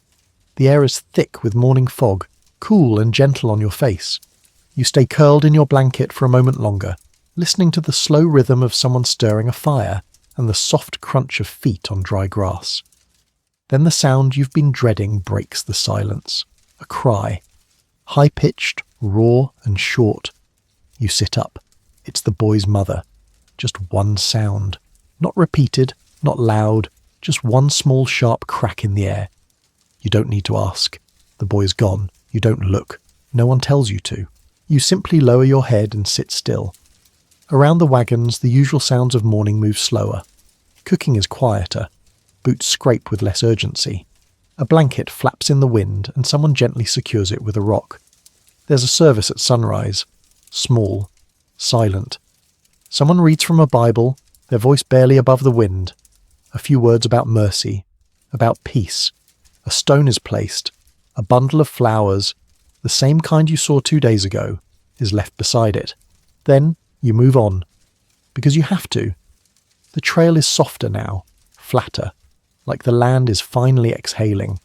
You travel through groves of tall trees, their trunks wide and dark, needles carpeting the path in a gentle hush. Ferns line the trail. Birds chirp overhead. You'd think it was beautiful if your legs didn't feel like paper and your heart wasn't weighted with loss. Still, you keep going. The oxen move easier. The wheels squeak but don't jolt. The ruts are shallower. The trail itself seems to lean forward, nudging you toward the end. You pass a sign carved into a log and nailed to a tree. Oregon City, one day. No one cheers. You just pause, look, then walk again. Midday the trail opens into a broad valley. Rich green grass, gentle creeks, and the distant silhouette of buildings. You can see them now. Buildings, not tents, not wagons, actual structures. Wood, smoke curling from chimneys. A wagon rolls past you coming the other way. Cleaner than you, shinier, pulled by fresh horses. The driver waves, you wave back. He has teeth. There's a murmur of disbelief among your group. Someone says, "We did it." Another says, "Not yet." Both are right. The trail doesn't just end. It fades, becomes a road, then gravel, then what might generously be called a street. You start to see more people, townsfolk, settlers who got here before you. Some look like versions of you, trail-weary, calloused, sun-scorched. Others are newer, cleaner, wearing boots that still fit. You pass a small trading post. The man outside is sharpening a knife and selling apples for 5 times what they're worth. People buy them anyway. Someone bites into one and starts crying. The afternoon is golden, warm, safe. No predators, no rattlesnakes, no starvation waiting around the next bend. You begin to smile again. You pass children playing near a fence. One is chasing a chicken with a piece of bread. The chicken is winning. The child is thrilled anyway. At camp that night, your last camp, you all sit a little differently, a little taller. Someone sings, a fiddle plays, someone found sugar and made tea. It tastes like peace. You sit near the fire, staring at the flames. Someone passes you a small baked roll, soft, warm, real bread. Not crumbled cornbread, not ash biscuits, bread. You chew slowly and close your eyes. Around you, people talk about what's next. Building homes, claiming land, finding missing relatives, starting again. You listen. You nod. You don't speak much. You're still somewhere between here and there. Before bed, you walk a little outside camp, just far enough to feel the quiet. You look back at the wagons, the flickering firelight, the people you've come to know better than family. Then up at the stars, fewer now, dim by the smoke of chimneys and hearths, but still watching. You whisper, "I made it." And tomorrow, you'll walk into Oregon. But tonight, you rest. You wake on the last morning with a kind of ache you can't quite name. Your body hurts. Yes, of course it does. Your feet are swollen bricks stuffed into cracked leather. Your shoulders are rope-burned. Your skin is wind-burned, sun-creased, trail-salted. But none of that surprises you anymore. What's unexpected is the heaviness behind your ribs. You made it. So why does it feel strange? You rise slowly, brushing pine needles from your blanket. The air smells like wet bark and chimney smoke. You can hear roosters crowing in the distance, domesticated ones, not wild, not lost, real chickens. You haven't seen one that wasn't halfway to someone's stew pot in weeks. Around you, the wagons are quieter than usual. It's not grief. It's not fear. It's anticipation. The kind of silence that comes before a finish line you've dreamed of, feared, and limped toward for so long, you're not quite sure who you'll be once you cross it. You eat a simple breakfast. Oats, hot and thick and plain. Someone offers sugar. Sugar. You take it. You don't ask where it came from. You just stir it in and eat like it's your last bowl on earth. The final stretch is only a few miles. You could almost run it if your knees would allow it. But no one rushes. You walk as a group, slower than you need to. Every creak of the wagon, every groan of an ox, every footfall feels like a drumbeat, a memory, a goodbye in motion. And then, without ceremony, without trumpets, without anyone saying this is it, you arrive. Oregon City. It's not big, it's not golden, but it is real. Wooden buildings with windows, chimneys with smoke, a blacksmith hammering something shiny, children playing in the mud with actual shoes, women in aprons hanging laundry, men talking about fences and livestock and rainfall, as if they haven't nearly died from buffalo, bad biscuits, and dysentery in the last month. People cheer quietly as your wagons roll in. Not crowds, not parades, just nods, smiles. A man tips his hat. A woman hands you an apple without a word. It tastes like the first fruit in history. You help park the wagons in a muddy clearing that serves as a temporary lot. The oxen are unyoked, the barrels unloaded. Someone opens a sack of flour and smells it like perfume. You sit on the edge of a water trough and stare at the buildings. They're crooked, small. One leans so far to the left it looks drunk, but to you they look like temples. Quirky fact. Some pioneers arrived in Oregon with nothing but a busted wagon, a frying pan, and a prayer. Others brought full sets of china and immediately traded them for beans. Most simply adapted. There was no grand reward, no prize, just land, and the chance to begin again. Experts still debate whether it was worth it. The land, the sacrifice, the journey. Many lost more than they gained. But for others, just surviving was victory enough. Someone nearby is making bread. Real bread. You offer to help. They let you knead the dough. You press your trail-worn hands into it and feel the tension, the soreness, the sheer weight of the last 2,000 miles slowly ease out. Later, a boy from your group, the one who used to cry at every wagon bump, is running in a circle laughing. You watch him, stunned. He didn't laugh once between Missouri and this morning. You see a woman plant a single herb sprig into the soil next to her new home. Another carves her initials into the side of a shed. You step out from the wagon circle and walk a little away, just far enough to look back. The ruts still cling to your boots.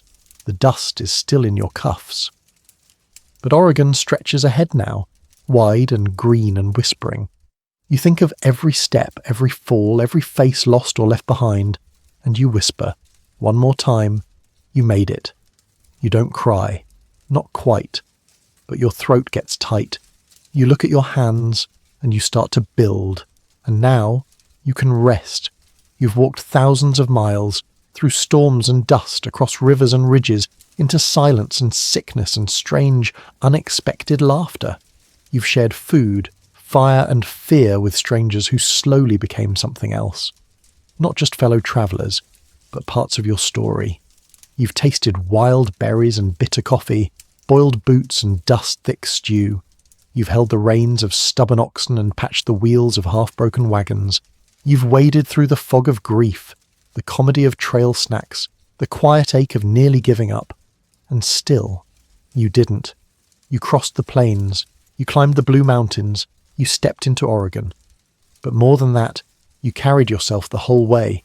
And now, under these imagined stars, soft and blinking above a distant pine-covered valley, you can let that weight go.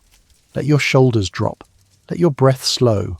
Let your mind loosen its grip on distance and hunger and dust and danger. You're safe now. You are warm. You are full. And the trail, with all its dust and laughter, fades behind you into memory, one gentle mile at a time. Close your eyes, let your heart beat slow, and sleep now, dreamer, sleep. You've earned it. End of script. Sweet dreams.